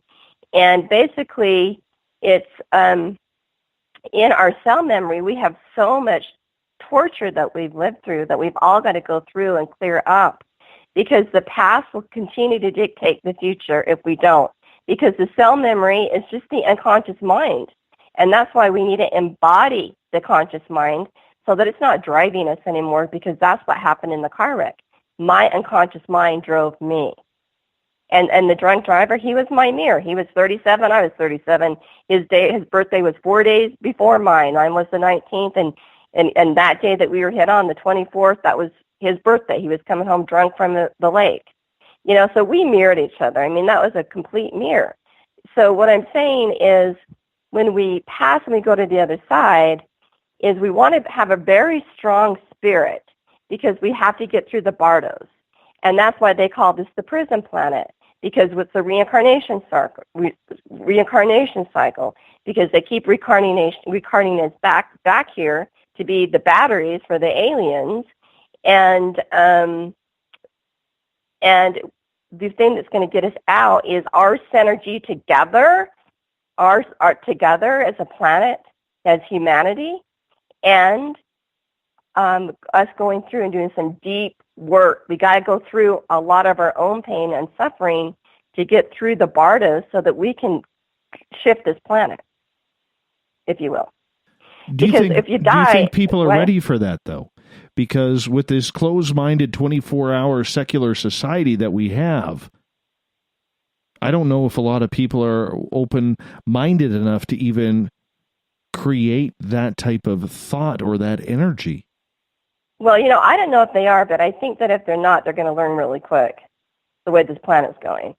I learned really quick, you know what I mean? And there wasn't as many tools now as as that's out there. So basically, I see what's going on is, I'm like there was, what I call people before me, and now I'm before, I'm up to the gate, and then the next people are going to come up to the gate, and it's just going to create a ripple effect. I don't know what's going to happen because we don't know what the collective mind is going to do. We don't know what everyone's going to do, like you're saying. But I do know the people that know this and they do the work, that's going to create a synergy because of the law of large numbers. So we can use it just like insurance. The law of large numbers is like insurance. So if we become the law of large numbers, then we can use that energy to up level and shift so that we can get off this planet. And that's the true insurance, really. That's the true safety and the true insurance. Because, who wants to be reincarnated back here? And he will do what it takes. I mean, you have to value and you have to love yourself. And that's one thing that I've had to learn through this whole tragedy, is I didn't value and love myself. I didn't know how to set boundaries. I didn't know how to do any of that stuff. And you learn that stuff. It's empowerment. And through the Bardos, you want to be strong. So I'm not, it's not about, having fear, because even if you die and you don't go through the Bardos and you come back here, then at least if you come back here, you've created enough, good karma or dharma that you've got a good family that you're supported. So you're not starting at square one. You know what I mean? Because that's how you... Did you ever look into deja vu? Well, I've had deja vu. So when you say what you look into, like remember, to me, deja vu is just in the timelines. You remember something in the timelines, like, oh, I remember this, and it's caught in the timelines, and it's coming up to your consciousness. To me, that's what deja vu is. Those are the weirdest things for me. I haven't had it happen often in my adulthood, especially in my, late 30s and now early to mid 40s. But I do find it intriguing that these deja vu situations happen. And, even on the premonition side, have you had premonitions just as strong since Preston's passing? Yes, I have with that woman I was telling you about, the one that was in the car wreck, and then But I'm just saying on an everyday type level. Well, what I did is I turned that off. I don't want to know.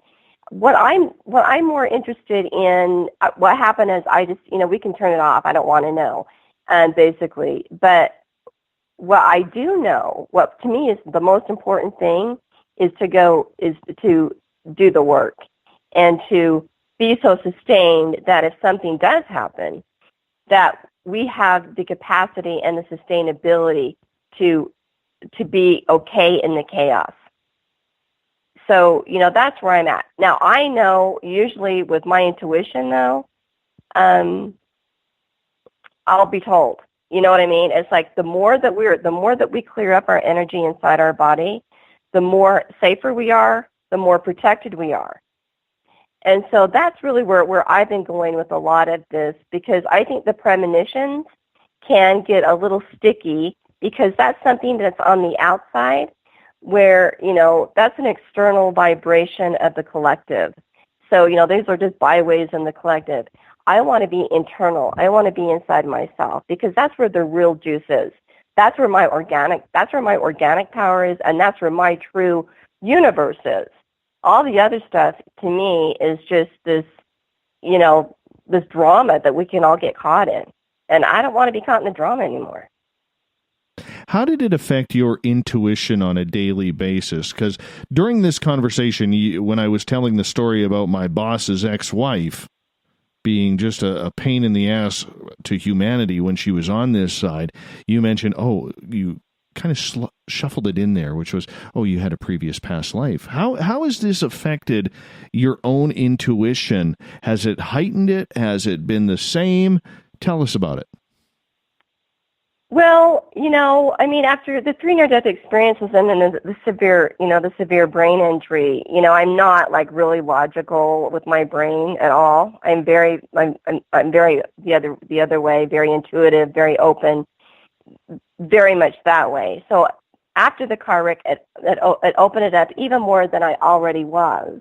However, when my son, he's the one that told me I had to do the Vipassana way back when. And the thing is, with the Vipassana, that's really opened up my intuition. So my intuition is, I would say 99.5% right on. And I just can't help it. I see things in other people. I try to make a boundary. I try not to look, because it's none of my business, right? But I just see things all the time with people, and that's just who I am. I just, know what's going on. It just when I see people's energy, I see their signature, I see the maze behind them, and I see all the players in the maze. I wish I could see that. I really do. That would be kind of cool to be able to dip into that. I mean, it's good, because the good thing about it is I think it helps a lot of people, and then plus it gives them clarity of why certain things happen, so that they can say, it's a Tony Robbins quote. I'm not a fan of Tony Robbins, but I want to give him credit. I heard him say, it doesn't happen to you, it happens for you. And so when you have an understanding, like with that woman, that there probably in the past life there was something going on that it was trying to show you, wait a minute, there's something going on here, that you could have cleared up and closed the door. You still can. It's still, just because she's passed doesn't mean you can't. So, you can clear that up so that if you reincarnate again, that you don't have to come back into that cycle again, because it's a door that's opened, you see? Right. I can totally see that. And when you are having these intuitive thoughts, how much of it is coming from inner light rather than looking for the light all around? Oh, it's all inner light. I don't even go outside. It's all inner light. Vipassana is the one that turned on. So Vipassana is an ancient art, and it's 2,500 years old. It was what the Buddha went through for enlightenment, and it got lost. And why I say Esangyoka, and there's a chapter in my book, and I go into Vipassana quite intensively, because it goes through 4 minds. It goes through the conceptual mind, and then it goes through the material, the greed mind, and the seduction mind, and then there's another 3rd mind that goes through that mind too, and then there's some false elemental minds that it goes through, and then it goes through the noble mind. And the thing is the noble mind is the mind of grace and enlightenment, and I believe that's the mind that you can get through on the Bardos. And so, to me, that's my goal, is to get to the noble mind. And so as you go through, and the more you clear out your space through the Vipassana, it becomes an art and it becomes a skill. your space is so clear, then you have more clairvoyance, you have more audience, you have more able to see because your space is so clear. Then what happens is somebody's energy signature is there, and I can feel the energy signature. I don't go into anybody's space, nor do I want to, because that's a violation. And I wouldn't want to do that to you or me, because we want to stay in our own sovereignty. We don't want enmeshment. That's a problem out there. And we want to be clean in our energy. And that's what I would say organic energy. There's two kinds of energy. There's a false energy that everybody's enmeshed and making a mess of things. And that's, basically I was like that with Preston. I was pretty enmeshed when I was projecting on him. And that's what I'm talking about when I say unravel. When I unravel, he unravels, so that we're freeing each other, because it's quantum entanglement, really, is what it boils down to. So, but the energy signature, I can just feel it in my body. I can feel the story in my body, what happened in the past life. So moving forward every day, how do you push on such a positive attitude with wanting to help people and open up their minds, their hearts and souls to what you have experienced and how they can see past the pain, the frustration, and the sadness? Well, again, I think I'm going to go back to, of course, after the car wreck, there was a drive, to get all the drunk drivers off the road and, do that. And there was that passion, but, that can die off, right? Because people get burned out doing that kind of stuff. But the Vipassana, again, keeps it gives you an alignment. So when I went to the doctors, and I'm under a lot of stress with my health too. I mean, with the chemical, I'm under a lot of stress. But I just know that with the Vipassana, I'm so connected to my spirit that I feel good and okay and very, very connected. I'm not even, there's just this connection. That doesn't mean I don't have pain, and that doesn't mean I don't have bad days. I do. But what I'm saying is there's just a connection, and so connected that that's what keeps me alive. I'm connected to the right source, where a lot of people aren't. They're not connected to the right source. They're all confused. And it's my source. I'm connected to my source. It's not a source outside. It's my source. And so so when I went to the doctors, they had asked me, what did I do? And I said, what do you mean, what do you do? And there's some kind of metabolic rate that they do. And it actually gives you the rate of the energy in the body. And they're like, what do you do? Because most people are, twice their age. Because I was 55 when I did it, and they go, you'd be like 110. And I go, well, what's my rate? And they go, you're 28 years old. You're the only one I've met. The guy says, you're the only one I've met that has this. Well, that's the Vipassana, because it's cleaning up the cell memory, because you become your own inner doctor. And it's not going in and doing surgery. Your higher self knows what to do in your own architecture. And so the pain was so influent after the car wreck, and I couldn't take any pain pills. I had to do everything organically. And so the Vipassana was able to go through and massage those places that nobody else could. Now, those were the 10-day silent retreats. Because in the 10-day silent retreats, after you meditate for 11 hours a day for 10 days, and I've done this 10 times, your body becomes very fluid.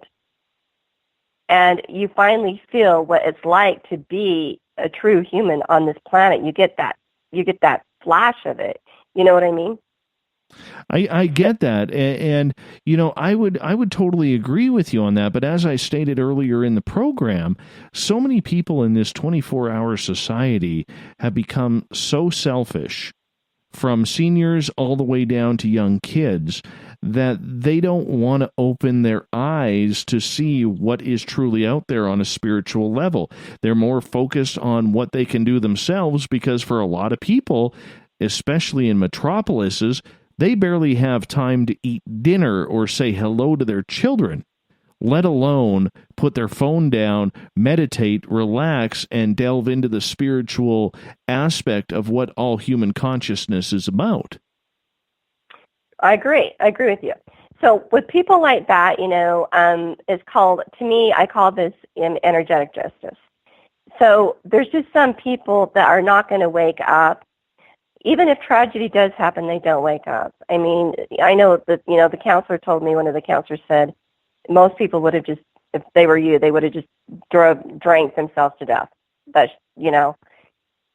he said that they do two things. Either they drink themselves to death, they commit suicide, or they live. And he says, you obviously chose to live. But I knew that I had to do what I had to do because my spirit is so strong. It pushes me all the time to, you need to eat right, do this, do that, do this, to be on this planet, right?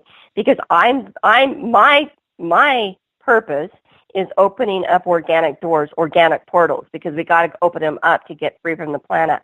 I have a drive because I've had so much pain and suffering. I mean, the book has more pain and suffering in the beginning that I didn't even touch on.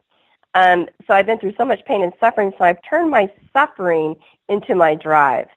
Now, so I've learned how to use the non-beneficial energy as a polarity to energetic justice within myself. And that's an accounting system. That's a currency system within ourselves, because energy is currency.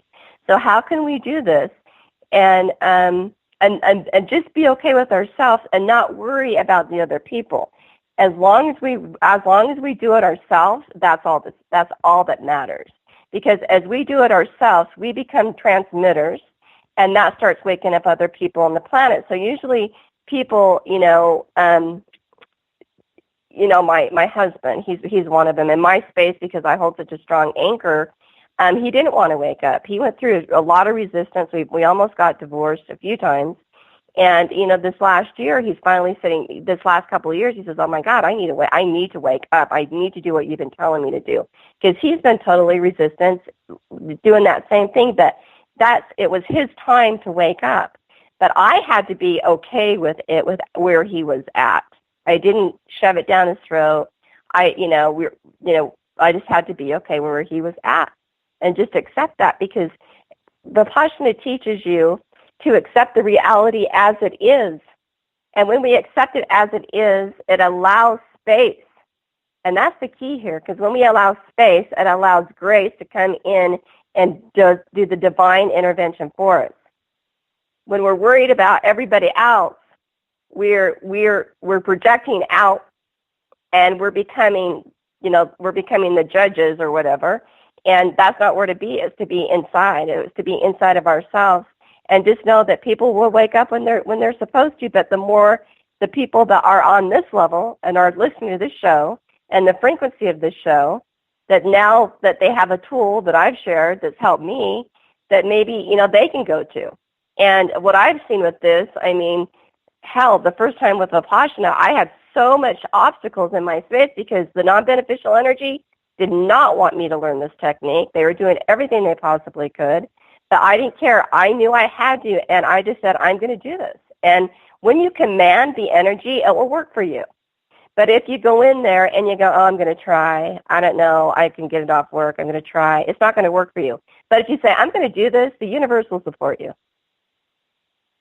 I got a question from BTO coming in, and I apologize because he's a New York Mets fan, and sometimes they don't think very straight. They're Mets fans, and me being a Yankee fan, it's a little debate him and I have every now and again.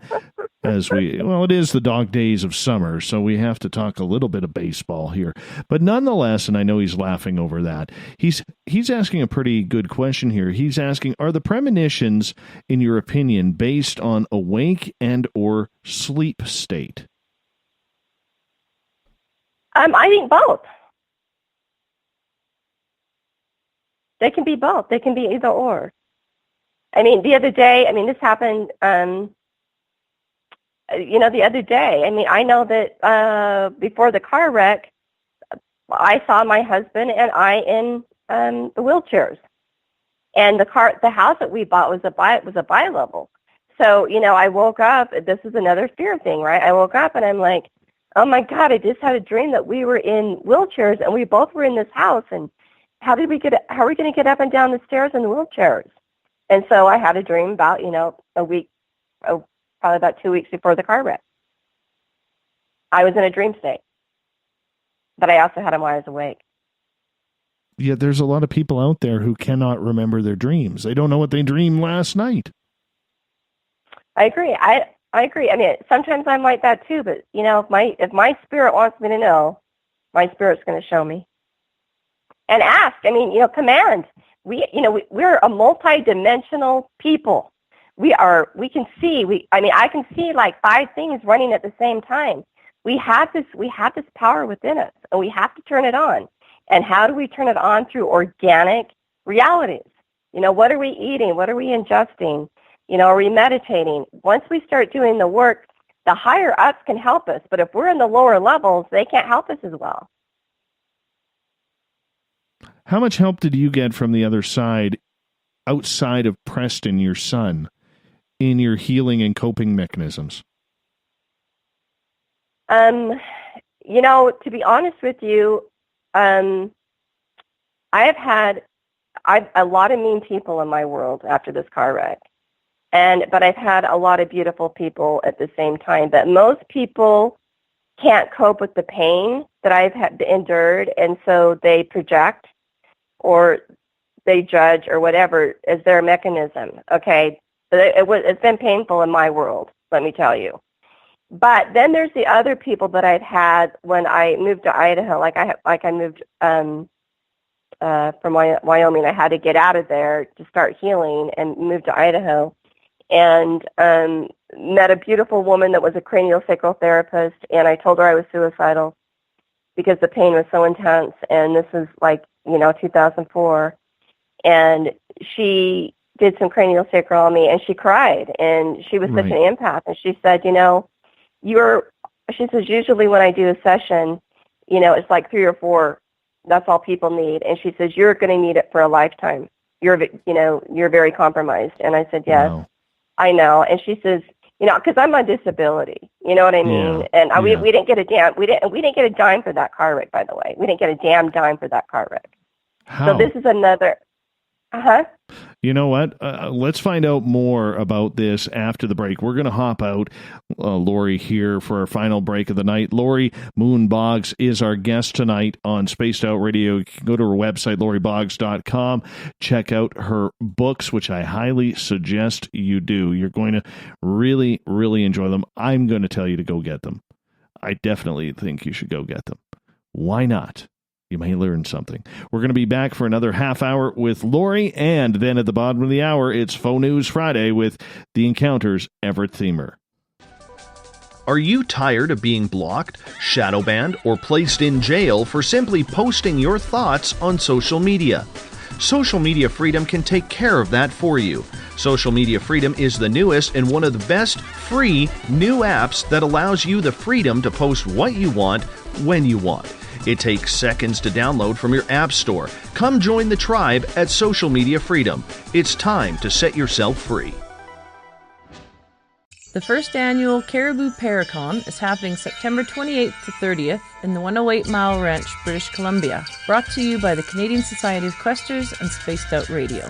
Come listen to our featured speaker, Grant Cameron, along with Elizabeth Anglin, Paisley Town, Mike Moran, Eric Cooper, and more. It's a 3-day supernatural adventure at the Spruce Hills Resort and Spa.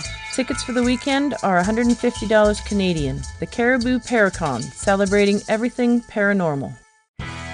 A timepiece is a reflection of who you are, and what better way to show off the real you than with an Escape watch? Escape is a lifestyle brand accessorizing your days and nights. Choose to escape and create the life of discovery that you deserve. Dream, play, unite with your own personalized Escape watch. Head to escapewatches.com. There is no time like the present to enjoy your escape. Use promo code SMF2017 for your 20% discount today. Looking for a place to advertise at a very reasonable cost? Look no further than Spaced Out Radio. SpacedOutRadio.com has an advertising tab that you can click to check out our daily, weekly, and monthly packages to play on the radio, or our website including social media. From commercial spots to banners, we have it all. Check out our competitive pricing today. Find yourself constantly looking up in the sky, looking for answers? Have you had extraterrestrial contact? Are you an abductee? Looking for answers to your experiences? Hi there, I'm R. Keith Andrews, Spaced Out Radio's resident ET expert. Join me live the first Friday of every month where I take questions from the Spaced Out Radio chat room and help you understand those from the far-off world. It's 2 hours of knowledge every experiencer should listen to. Hope to see you there. Are you intrigued by Paranormal Talk Radio? You'll love the new Paranormal Radio app from TalkStream Live. You'll find a great selection of talk shows covering UFOs, ghosts, strange phenomena, and much more. Download the Paranormal Radio app now and start listening to the very best in paranormal talk entertainment, including the network you're listening to right now. The Paranormal Radio app, free in Google Play and the iOS App Store. The Call of the Wild is in Vancouver. The Moose Vancouver is one of the hottest bars and restaurants in the city. Open until 2 a.m. nightly, the Moose will rock you like a hurricane all night long. Great food with everything on the menu at $6.95 near the corner of Nelson and Granville. Get your horns up and come rock with us. The Moose Vancouver, the official rocking bar of Spaced Out Radio.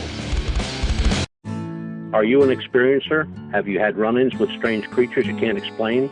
ETs, Dogman, Bigfoot, werewolves?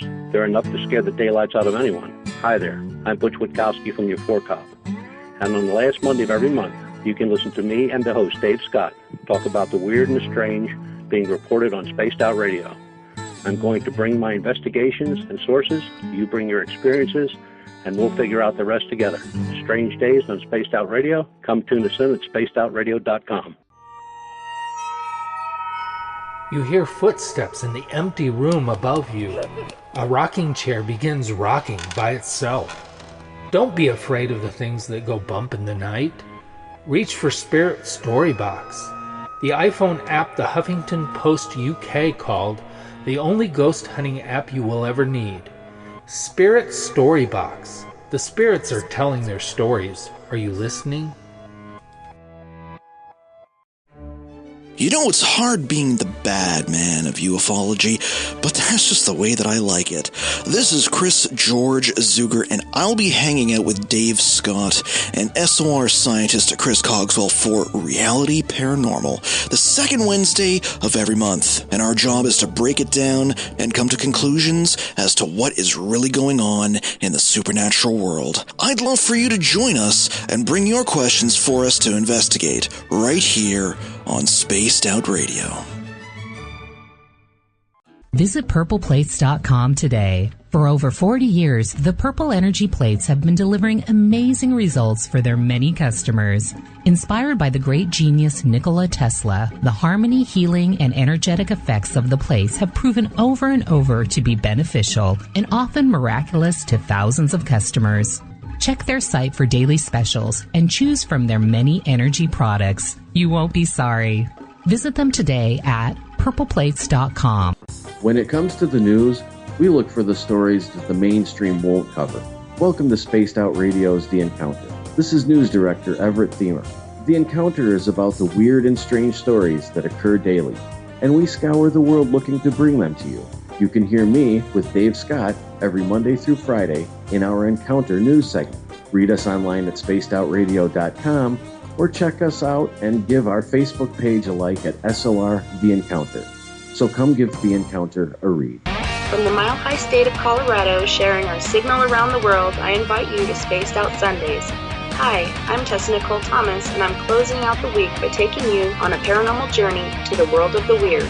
Ghosts, aliens, psychic phenomena, I will hit it all in your questions too. So let us highlight the paranormal for you. So come join me for Spaced Out Sundays starting at 9 p.m. Pacific, 12 a.m. Eastern, only at spacedoutradio.com. The views and opinions expressed by tonight's guest and topic of discussion do not necessarily represent the official policy or position of Spaced Out Radio, Spaced Out Weekend, Spaced Out Radio Limited, its hosts, syndicated carriers, or anyone associated with this broadcast. You're listening to Spaced Out Radio with Dave Scott. Follow Dave on Twitter at Spaced Out Radio and hashtag Spaced Out Radio, and on Facebook Spaced Out Radio Show. Now, back to the program. Welcome back to the third and final hour of Spaced Out Radio tonight. I am your host, Dave Scott. Thank you so much for starting your weekend with us. This weekend, Tessa Nicole Thomas takes over the SOR headquarters while I venture off into the wilderness to find my Zen and my Chi. We get going at 9 p.m. Pacific, midnight Eastern at spacedoutradio.com. Hello to everyone listening in on the SOR Radio Network and Deep Talk Radio. Don't forget, all of our archives are free. All you got to do is go to our YouTube channel, go to youtube.com/Spaced Out Radio. Do me a favor, hit that subscribe button. It's Friday night, which means it's an impossible password by Bill Cardwell, who sets the password each and every night right here on the mighty SOR. Dimethyl amidophenyl dimethyl pyrazolone. I have no idea if I hit it right that time, but Bill sets the password each and every night right here on the mighty SOR. Our website is spacedoutradio.com, where we have a plethora of features for you. You can rock out to Bumblefoot, shop at our store, read up on the encounter online, and so much more. Hey, go to our website. Check out our brand new logo at spacedoutradio.com. Amy Martin did a fantastic job with that. I am just in love with the color scheme and everything. So make sure you check that out. Don't forget, Questers.ca is the place to go for your tickets for the first annual Caribou Paracon, presented by Spaced Out Radio and the Canadian Society of Questers, September 28th through 30th. You got a month to go here. It'll be held at the beautiful Spruce Hill Resort and Spa in 108 Mile Ranch, British Columbia. Worth the trip, as we got a lot of really cool speakers, including our keynote speaker, Grant Cameron, who will be discussing disclosure. Come on up, Questers.ca. Click on it, go to the fall conference, and you're right there. Get your tickets today. For the final time tonight, we introduce our guest, Laurie Moon-Boggs. Her website, laurieboggs.com. You can also go there, get her books as well. I highly suggest you check out this very passionate, emotional story of love, of being, of loss, of absolutely everything that happens with spirit. So, Laurie, thank you so much for being with us. Thank you again, Dave. It's been great. I've enjoyed it. Oh, me too. Me too. And you know what? It's very rare that our chat rooms are silenced. You know, it's very, very, very rare. And, you know, looking at the comments tonight, everybody's just kind of sitting back and listening and checking things out. So usually when we have more of a woo-woo type topic, people are like asking all sorts of weird questions, but tonight they're just sitting back and listening. So I do appreciate that when that happens every now and again. Well, good. I mean, I hope, they're more than welcome to ask questions too. Oh yeah, they will. They definitely will. I want to start off because we only have you for about another 24 minutes here.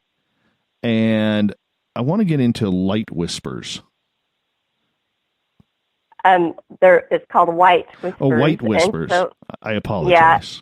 Yeah, and so basically Preston came up with that term. So when I wrote the book, it took 12 years to write because of the brain injury and, all the health issues I was going through. And also my husband, sat down and helped me write it too. He had to learn patience with me, let's put it that way. So through the book, every year for Christmas, Preston would give me what I call a white whisper. And then I would give them to my family in Christmas letters. And then I put them in the book. And they're white whispers, and I believe what they are their portal openers when I go back and review them now. Then I really didn't see it, but now, I see that. And I'll share one. Like, this is one of the first ones he wrote. I'll just share this one real quick. And he said to me, this is probably, probably the second or third year. And he said, coming home is as beautiful as birth because we are born again into the hands of God. It's just a transition. Death serves to plant the seeds of growth and awaken those left behind. By truly looking deep into our hearts, we will see life as not a tragedy. Everything serves a purpose for the highest good of all. Our growing spirits will one day fly along the majestic mountain of inner peace. And so, that was just one white whispers that he gave me, but they're very similar into that, kind of that recipe to open up what he's basically doing through me, because I'm the body that's here. I'm the instrument. So he's using my heart intelligence to open this up to the world. And that's how this works, because we're all transmitters. How has Preston matured from the other side over time? Because, I mean, right now he would be, what, in his late 20s? He'd be 28. Yeah. Golly, this is a good question, because the other day I was really struggling. I found out I have mercury poisoning now. My dentist had lied to me. My teeth are shattered, so I have 7 root canals. They're full of nickel. And then my dentist lied to me, and I have mercury underneath my crowns. And I've been asking him for years, because I've been having all the symptoms. So I just found out. I went to another dentist and just found that out. So I've been going through a lot of challenges this last week. And the other day, my dog died. She was a little Chihuahua, and Preston would also use her. So, when he wanted to give me a hug, she would just jump on my lap and then come up and just hug me. I mean, he really utilized that little Chihuahua to let me know that, hey, I'm with you, Mom. And the other day, when I was going to sleep, I'm like, oh, Lucky, I miss you so much. I just wish you were here to sleep with me. And in the middle of the night, I felt in my dream Preston come in. He's never done this before. And he must have really realized how much I was struggling, because I really was. And he laid by me in his 8-year-old body. So, to me, it doesn't matter. It doesn't matter. And I'm sure he did the 8-year-old body because, that's the body I know and I would feel comfortable, as a mother and child. But it was just like, Mom, I'll lay by you. And then he just kind of came up and put his arms around me. And he's never done anything like that. That was really out of the ordinary for me. But I didn't want to wake up. And I had attachment when I got up. I noticed that. I was honoring. I didn't want to be here. I wanted to be with him. And I kind of had to work some of that out, because I was basically with him for a little bit. But so, I don't see him that way. I just look at him as, he's a trick. He's funny. He likes to play jokes and stuff too on the other side with me and my husband. And so, I don't look at him really as a body anymore. I just look at him really as a spirit. And it was really finite when he came in the 8-year-old body in the dream. It was a real treat. But I just don't even look at, of course I wonder, would I be a grandmother, because he was my only child. I do look at that. Would he be married? What would our lives be like? I mean, of course I wonder that. But again, I go back into, accepting the reality as it is. And then right there, he's right there. So right when I accept as it is, he's like, boom, I'm right here, Mom. You know what I mean? Because it's very present. Vipassana is a very present, going deep into the timeline. So when I'm going deep through the timelines, he's in different timelines, because we're working out, all of our lifetimes, so that we can unravel if there was any karmic past there. Do you feel on a personal level that you and Preston have had previous lifetimes together and will in the future as well, because this bond seems so close? I feel that that's a probability. Yeah. I mean, I feel that there could be some more lifetimes. I really know that Preston was a lover in another lifetime, and that sounds really weird saying that about your child, but how I know when I re-examine, my husband isn't very emotionally there. He's triple Aquarius, so he's very detached, and I'm Cancer, and Preston was Cancer. And so when Preston came in, it was like finally somebody that had the same languaging as me. So and I think this happens a lot when I do sessions and stuff and look at these different family dynamics.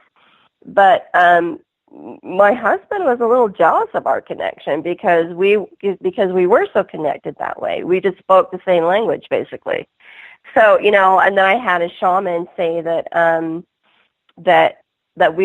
she was the one that said that we were lovers in another lifetime. And then she also said that Preston wasn't really my DNA, the Moon family, because that's my carnage. Lucky me, the Moon family. That's my main name. And so she said, he wasn't really, my husband's DNA or my DNA, that he was in that other lifetime, he was a lover, a deep partner, lover of mine.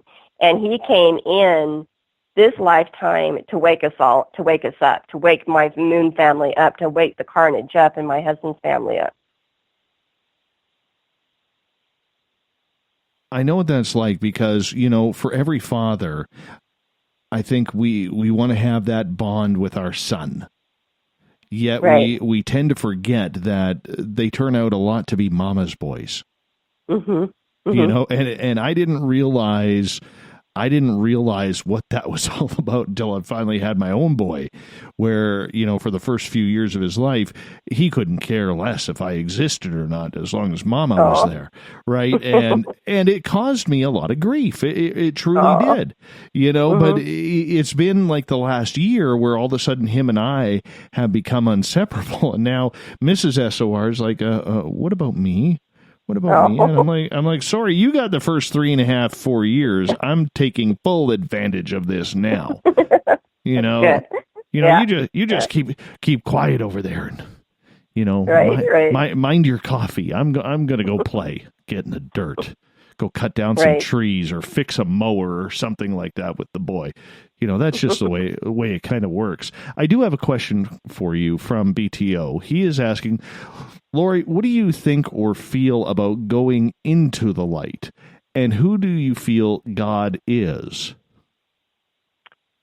So, to me, going into the light, now that I've had all the hindsight and the understanding of doing my own inner research of what happened, like I say, going into the light for the first near death was my conceptual mind.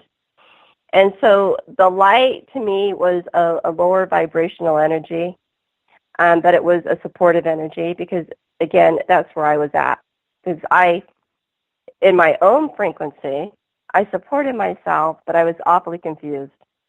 And that's where that near-death experience was. It was conceptual. I was angry. I was mad at God or that source energy or whatever it was for taking my son. So there's that energy. The void, and I didn't put the void in my book because I didn't want people to misread this and think it was hell because I did not want it misrepresented because it was too powerful and too poignant and I didn't know how to put words to it. So the void to me is our true home. I mean, that to me is the heart of Mother Earth or the womb of Mother Earth. That is our true home. And to me, there's no light there. It's totally dark. That it's a beautiful darkness. It's, it's so dark that you glisten in your own light and you don't need anything else. That's what I know, quote, God is. Follow-up from BTO. He is saying, do you think there is a difference between a God entity and the creator of this universe? I think that a God entity is, now I use God in my book, or source, that's what I like to use, because source and creator to me is the same. But a God entity, I think there's very many different God entities that people get confused on. And it's been so misused. It's heartbreaking. And so I like to call it now source or organic God to keep it clean, or creator. I think that, they're all the same as long as they're in the right trajectory. When they get out of trajectory and go into the false gods is where we get into trouble. That is such a profound type answer, considering there are so many different ideas and venues that people go to try and figure out what that higher power is for themselves. When you finally discovered what you feel is out there from your own experiences, how much at peace did you feel come over you?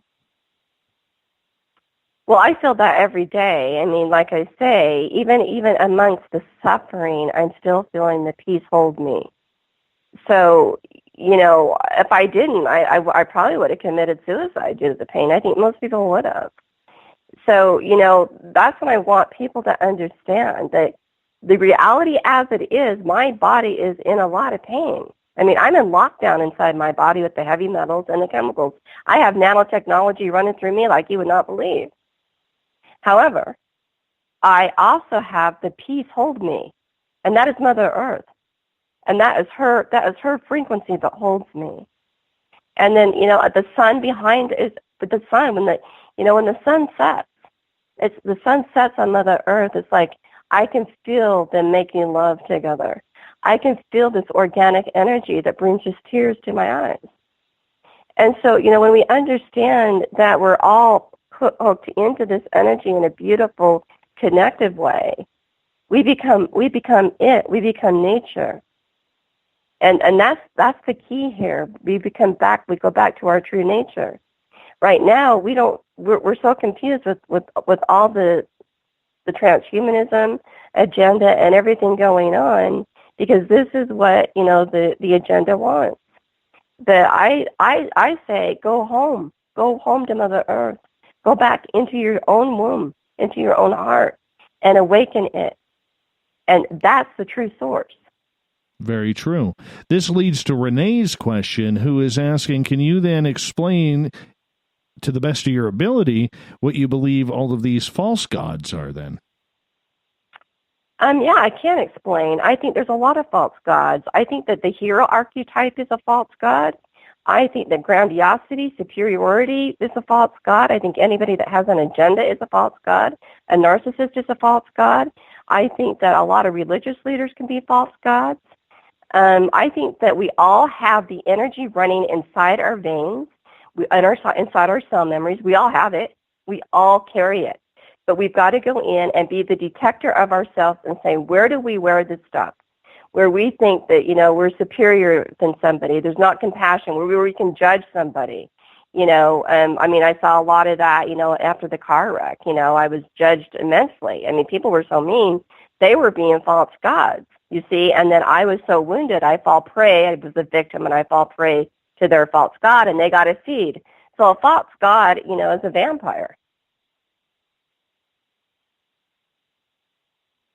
Have you had to kind of cut down your inner circle of people you trust, you talk to, you care about because of this, or, just so you can remain intact and thinking clearly? Well, again, I didn't do it. The universe does it for me. So my inner circle is small and petite, and I'm happy with that. Again, because of energy, and believe me, I've been through the ringer with these trickster energies, again, through my gullibility. So, when I did, because I did go through the New Age agenda, or the New Age bullshit, if you will, if you want to call it that, I had to go through it. I had to go through it to find the lies and the deceit in it and what didn't work for me. But I came through it the other side going, wow, I know what I'm going to do and what I'm not going to do, because that's another false god. And that false god, to me, has some heavy machinery with it, which most people don't understand. But yeah, I am glad that I have a small community of people, and I do trust them, and they do hold me very, very, very, very close to their heart. And to me, it's about quality versus quantity. Mm-hmm. This leads to Dale's question, and Dale and the SOR Space Travelers, we call him Uncle Dale around here. He's got a nice mustache, very nice mustache. We promote good facial hair around here. But he is asking, in your opinion then, are there any gods without an agenda? Yeah, there is. When you can get so clean that you don't have an agenda when you do anything, that's the test, right? Can I do this and be in my inner integrity without an agenda? So can I show up 100% without an agenda? And then open up the door and allow it to happen, and watch how your archetypes play you, or your emotions play you, or your inner child wounds play you. That's how you wake up. As you walk around, I do not want an agenda, because as long as you have an agenda, you're in manipulation realities. As long as you're in manipulation realities, you're going to get manipulated. As we start to wind things down, because we got about 5-6 minutes left with you here tonight, and this has been just an amazing, amazing show. What is your message for everyone out there, whether they have lost loved ones, lost children, or just seem lost in general in life? I'd say my message is to don't fall prey to the pain or the illusion or the fear. Come home to yourself and feel everything. Feel the pain. Falling prey is running from it and escaping it. But when we feel it, we go through it. And when we feel it is when we deepen. And it really turns on our inner energy when we feel it. And we've been taught to turn it off. And then we get the carbon heart and the armor heart. And we're just turned off. But when we start to feel, we start turning on the heart. And, the heart is very intelligent, and there's chambers in the heart. And to me, it's just exciting to see the heart because there's different chambers that open up. And it's amazing what we're capable of, but we don't even know it. And so I would say stay and believe that you have the power within you to turn on the solar heart so that you can come home too. And you can come home while you're even on this planet. This is freedom. We're home while we're on the planet. That's freedom.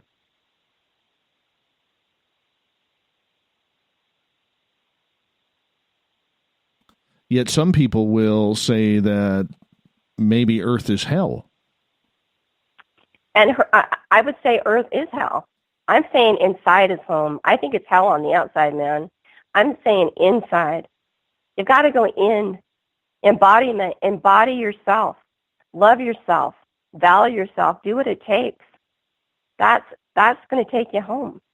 That's where the true safety is. That's the true insurance. That's the investment in this planet. And we need to invest in ourselves so that we become multidimensional, we become synergy, and everybody turns on, and we create a huge wave that is going to knock this agenda out. That's what I say. And it may not have to be everybody, but I would say value yourself enough to be one of them. And it is amazing how just a simple act of kindness can kick things off for maybe somebody who's feeling a little destitute. Absolutely. Treat people how you want to be treated. That's, the golden rule. That's all it is. So everything I do, I always ask, is this how I want to be treated? Is this how I would treat somebody? Is this how I would treat somebody? Or if I email somebody, I don't make it about me. I always make it about them. Hi, how are you? How are you feeling? What have you been up to? I don't go right in with my agenda or my need because I don't want it to be about that. I want it to be about them and about me so that we make it the we, because we're moving from the me to the we. We're moving from the me, codependency, to the we, interdependent. We have about 2 minutes left with you tonight.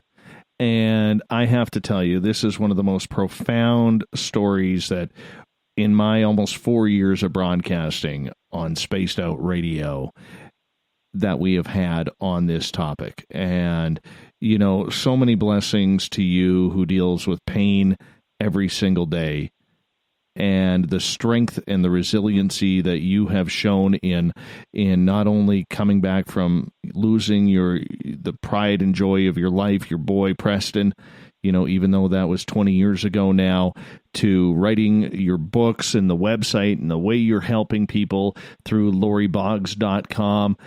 I think it's absolutely commendable, and thank you for touching the hearts of, I think, each and every one of us who was listening to this show tonight.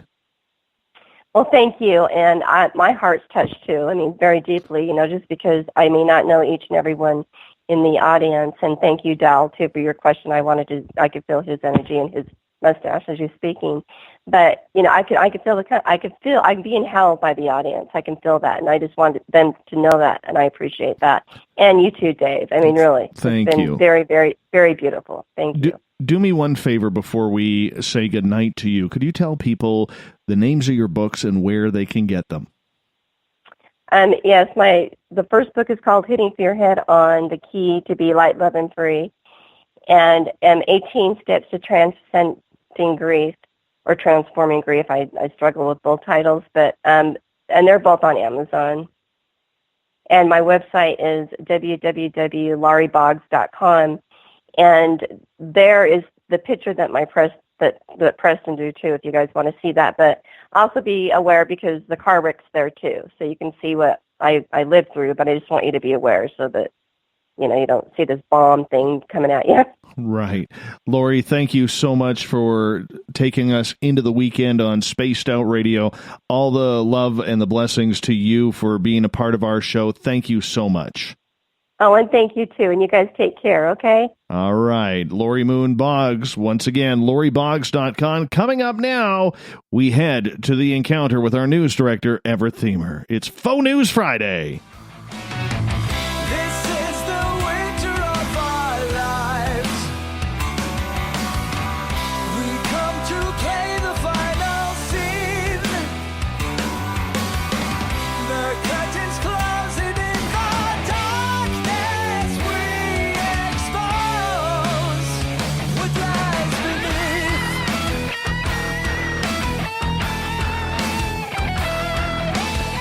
It's Friday night, which means it's time for Faux News Friday on The Encounter with Everett Themers. We take a look around the world each and every night at the news of the day, because the news is always changing, and that's why we bring you The Encounter. Don't forget to go to our Facebook page, facebook.com/SOR The Encounter. We bring in news director Everett Thiemer to the show right now. Everett, how you doing, man?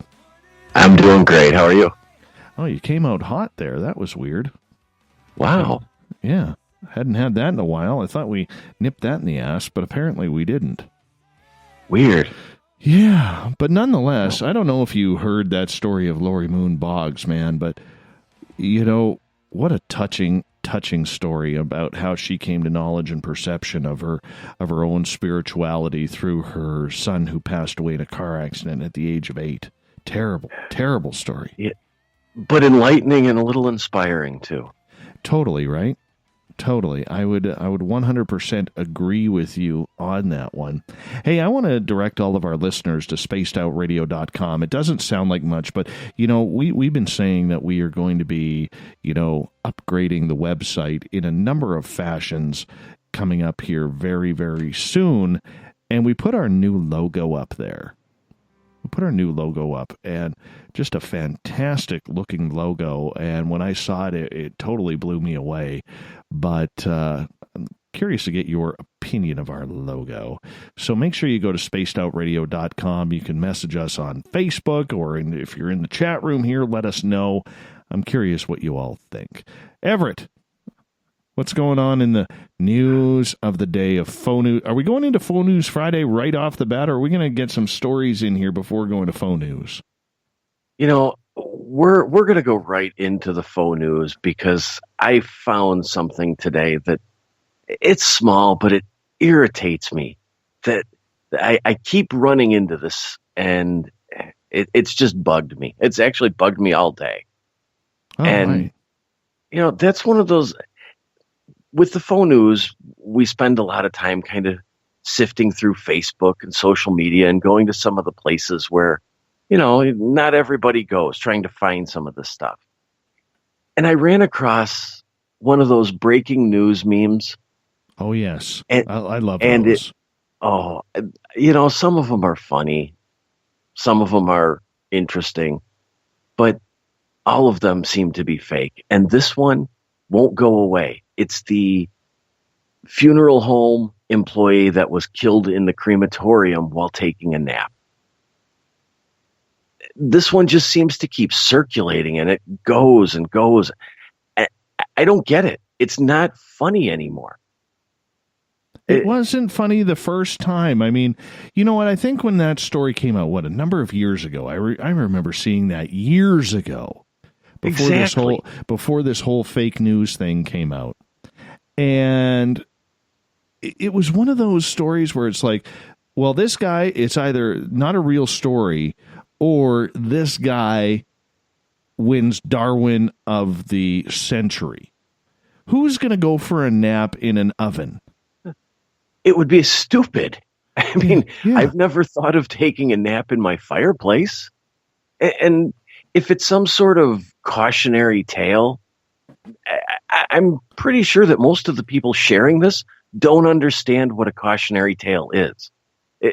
It goes on. And now there's not even really a story attached to it. It's just a meme. You know, it's with the breaking news and that headline, and it just won't go away.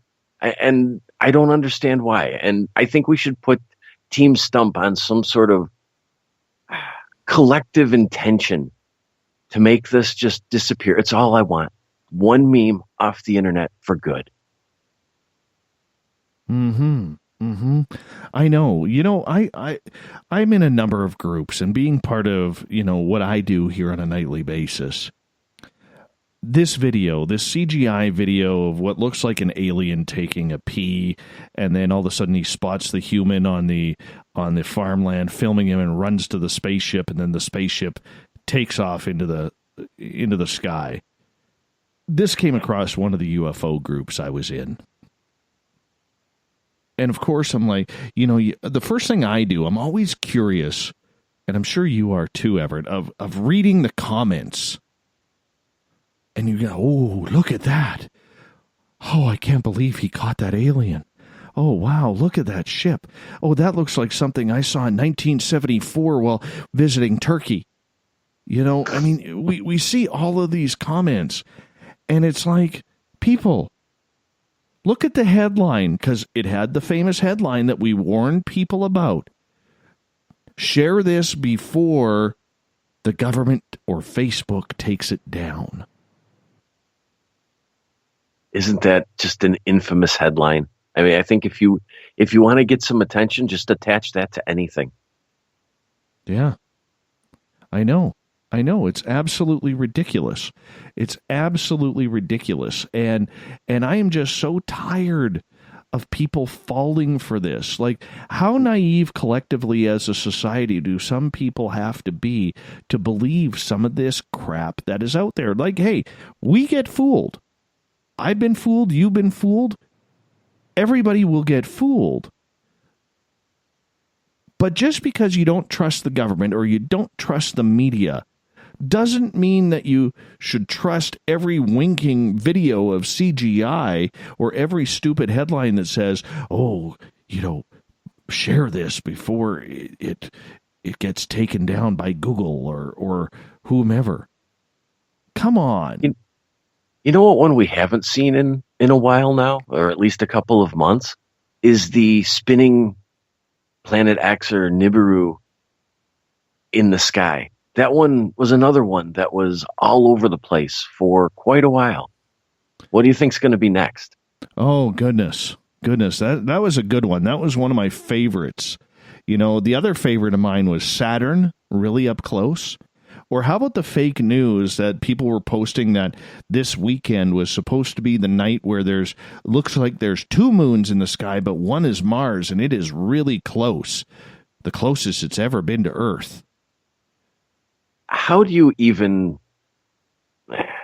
how do you defend against that or educate people about that stuff? Because some of it is just, you have to look at it and shake your head and pray for humanity.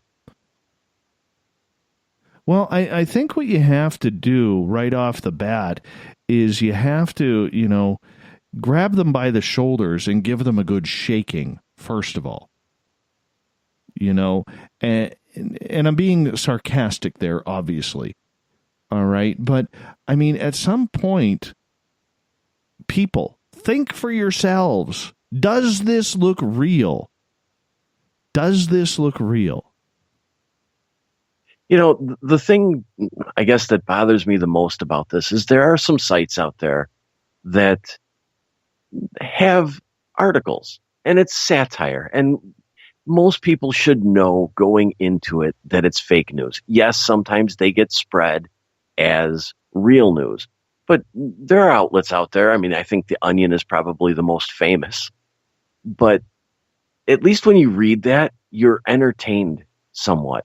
Some of these videos, especially when they're only a minute or so long,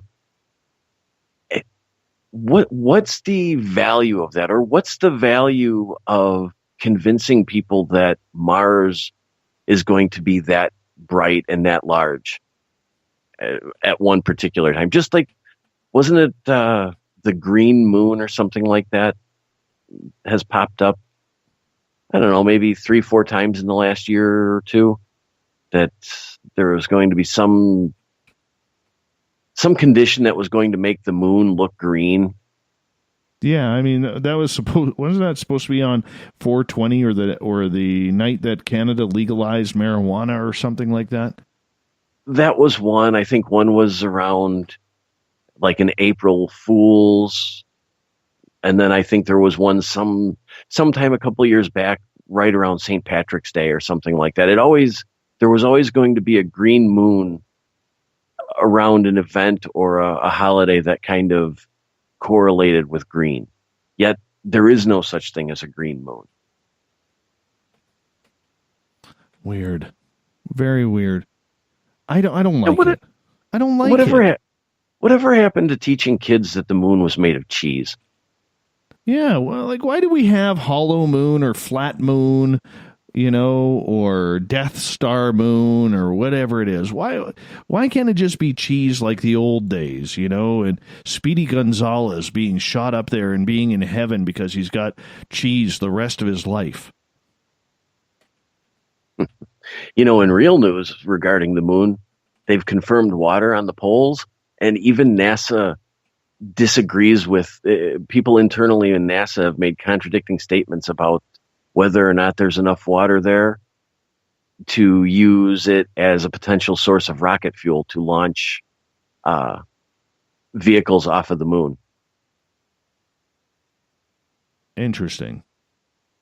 Sorry to interject some real news into Faux News Friday. Yeah, that one screwed me right up. Me right up. Thank you for that. Here I am preparing for these stupid punny type stories that people are falling for, and you go and throw reality in there. Messes my whole night up, man. Whole night up. Just imagine what's going on in my head sometimes. Oh, goodness. I don't even want to think about that. Let's get to another faux news one, man.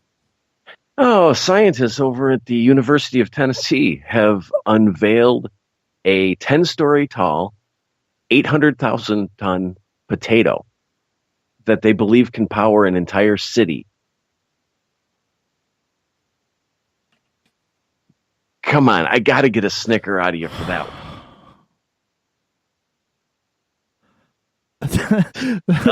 That's a lot of plug-ins into that potato, man. Well, no, they're going to attach it to the power grid with a zinc and a copper wire. Oh, an 800-pound potato. 800,000-pound potato. 800. I mean, are people falling for an 800,000-pound potato? Tell me they're not. Tell me you got that off The Onion. I got this one off The Onion, and yes, 99% of the people saw it for what it was. But there were some people that didn't. And because, The Onion, sometimes they will go into depth that you wouldn't expect. I mean, they have some statements on there that it will generate 3.5 gigawatts of clean renewable energy, and that it can power approximately 70 million standard light bulbs, I believe, for more than a decade. And you get the comments in there of people, because obviously this ties into the science experiment or the home experiment that every kid, I think, did, where you plug something into a potato, whether it be a battery or a small light bulb, and make it work and make it light up. I think back in the late 80s, early 90s, they even had a clock radio that would be powered by a potato. So there is, of course, that little factor of people that buy into it. You know, honestly, and I'm just saying this facetiously, but if you have an employee that believes any story on The Onion, you need to fire them. Well, you know, they may be dangerous for your business. You can say that, and that's great if they're reading it off of the Onion site. But once these posts hit Facebook and then people share them and spread them around, oftentimes you click on the headline, you don't realize it's an Onion story. You don't pay attention to that. You miss that. Well, I realize that. I mean, you're even getting Uncle Dale's mustache rolling up on the corners. Like, I mean, he's laughing so hard that the Brill cream on his mustache is starting to roll up on the edges. It looks beautiful right now. We need a picture, Uncle Dale. But nonetheless, I mean, the gullibility of a 800,000-pound potato, how would you even move that? Okay? How would you, the size of it? Okay, I mean, yes, there's machinery out there that can haul 800,000 pounds. I'm not saying that there isn't the technology to do that. All right, but think about this. The size of an 800,000-pound potato? People, when they read these, there are little things in there that are just kind of, obviously, to me, it's obviously satire, but to some people it takes a little bit more, so they stick things in there. In that article, they were talking about how as cities grow, they could supplement the potato with a similarly sized lemon.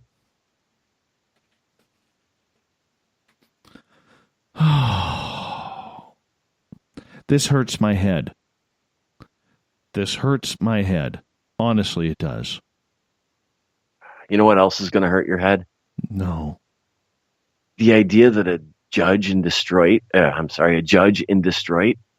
ordered that a white woman be stand trial as a man.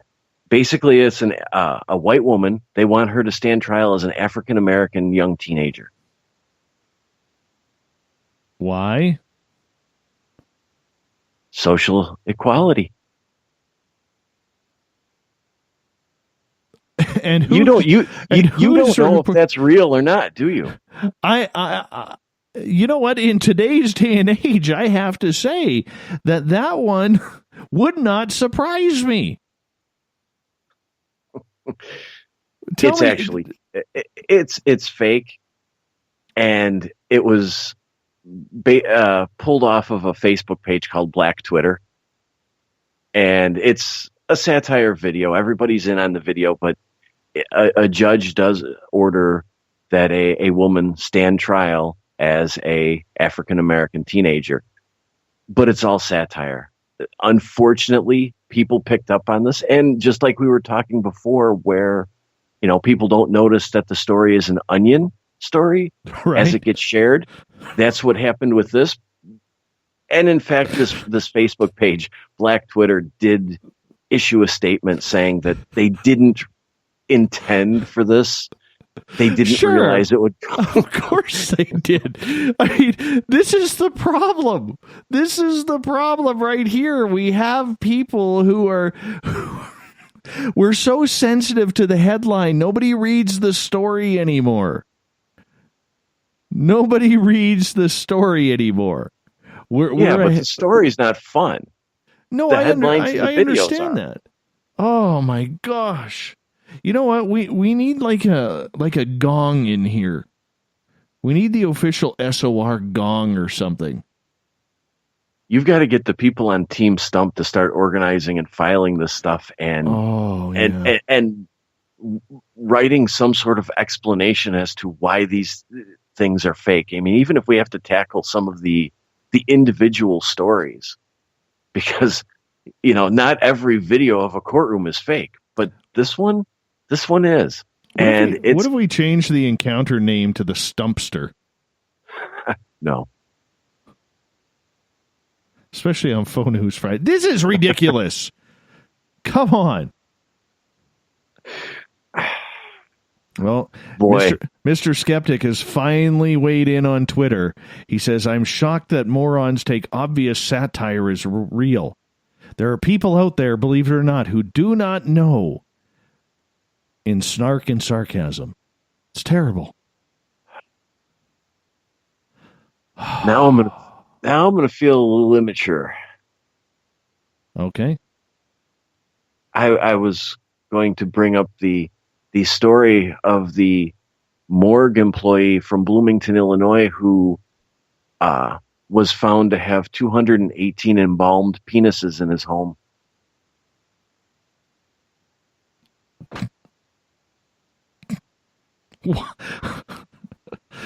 Why? It's a fake story, obviously, that's going around, but it's on right. It's on one of those websites that people get sucked into because it's basing its look and its appeal off of Fox News, but instead of being foxnews.com, it's foxnews-us.com. Okay. And people are picking up on this one. There are a lot of people that are shocked that there is a morgue employee in Illinois who has these penises in his house. But there is no morgue employee. There was no raid. And in fact, if you look at the picture of the alleged person, his picture has shown up on dozens of different fake news stories. Who writes this? Honestly, who is sitting there at a cubicle, okay, with their Commodore 64, thinking that this is a good idea to write copy on this? Well, I told you about one idea I had. Do you want to share that? No. Well, I want somebody to pick that one up as real news. Oh, man. I mean, who writes that? I mean, 218 penises from dead bodies. Like, come on. What does he put them all in jars with formaldehyde? You are correct. Oh, my goodness. That is a sick and twisted writer. I don't know if I would, say it would be a smart idea to be alone with that person, whoever wrote that. It's probably some sort of corporate guy who just grabs at the ideas and goes with it. I mean, I just don't see the point.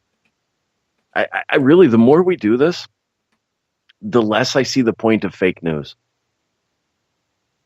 I mean, it serves no purpose.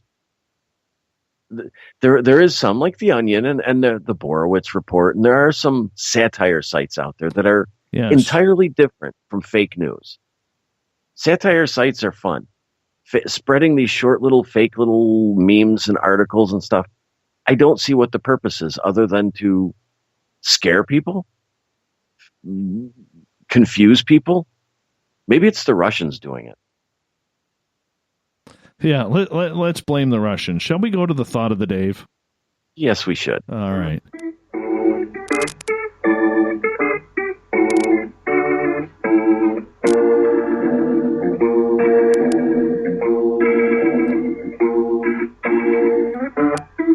Thought of the Dave happens. Oh my God, Everett! I'm sitting here laughing. Thought of the Dave happens every night at this time, where we post a question on our social media pages, and then we wait for your answers, and we read them live on the air. Why? Because we love the audience participation. So today's Thought of the Dave is as followed. Tell me about one of your premonitions that came true. Everett, have you ever had a premonition come true? No, I don't have those abilities or connections. The only thing I can say is I think I trust my gut and have a pretty good sense of, analysts. I don't know. No, I don't have those skills. Why not? You've never had a premonition or deja vu or anything? I've had deja vu, but like with premonitions, I don't seem to have them. All I can say is I can say that I've had a feeling, or I can look at a situation and I can kind of see ahead of time how it's going to play out. But I don't know if that's just trusting my gut or if it's I think I have a better than average ability to form an educated guess. I don't know if that's a premonition or just me analyzing the data. I think you're way too snarky and naive. Way too snarky and naive. By the way, the Ukrainian Watermelon says on Twitter, you guys are pretty cocky with those stories tonight, but great show. I think that was a shot at the penis story. Ooh, there's a little leave it to him. Leave it to Ron. Exactly. Anyways, today's thought of the day. And you know what? I'll be honest with you. That premonition I had about my former boss's wife was weird. And I hadn't even thought about that until our former receptionist texted me and she's like, how did you know? How did you know? And I was just like, know what? And then she told me and I was just like weirded right out because I said from that point it was going to be within 2 years. Now, anybody can say that. I mean, you know what I'm saying? Like, anybody can say that. But I just saw it on her. Like, she was just so... you could just tell. You could just tell. She was so angry with life that you could just tell. Anyways, let's get to some of the responses. Hey, Bazooka Joe, if you're listening in right now, because Bazooka Joe lives about 1.5 miles from me, and apparently they're sitting around by a campfire having a few cold ones. Need you to get a hold of me, Bazooka Joe. I'm thirsty. Anyways, moving on. Today's thought of the day. Let's start off with Sean's. This is actually a cool one right off the bat. He goes, I cut out the picture of a Mercedes 2 years before, and I had a premonition it was going to come to me on my 50th birthday. And it did. Bought himself a convertible Mercedes. Nice. Yeah. Said he wanted that car and went for it. You know, put the power of positivity, and there it came. It's a nice car, too. He put a picture of it. I would totally, drive around in that. That's a beautiful car. Bobby. Yeah, Mercedes. Yeah, go ahead. I don't know if I could afford the insurance on a Mercedes. I don't know. Bobby states, I've had many. I dreamt of Steve Irwin's death about 6 months before it happened and woke to a coffin in my room and my dad in it with a small child firing an arrow at my heart 2 days before. Way more to this story as it happened. We got time for one more. October. You remember her. She was just on a couple of weeks ago. October Rain, my friend got in a car accident, which I had seen in a dream, but he survived, thankfully. I actually dream the future a lot. Weird. Very, very weird. Either way, Mr. Themer, we only had time for a couple of those. We totally ill-timed today's thought of the day, but I apologize to the audience. That's my fault for not watching the time. But do me a favor. Tell us where we could find the encounter.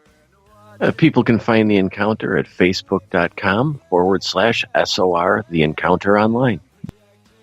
Oh, beautiful, beautiful. You hold on, my friend. We want to say thank you to our guests tonight, Laurie Moon-Boggs. Go to laurieboggs.com. What an incredible story. You got to probably hear this one again. Go to our YouTube channel, youtube.com/spaced out radio, and check this one out again. Tomorrow and Sunday, Tessa Nicole Thomas is in SOR headquarters while I am out trying to find my Zen and my Chi. I'll be back on Monday, though, with Butch Witkowski's Strange Days. We got Mr. Ron Bumblefoot THAL rocking in the background with Little Brother is Watching. Bumblefoot is the official music of Spaced Out Radio, rocking us in and out of every single show. Get your horns up. for the guitar god himself. Also, want to remind you, you can now get your tickets for the Caribou Paracon, September 28th through 30th. It's only a month away. You need to travel up north here to 108 Mile Ranch at the Spruce Hill Resort and Spa.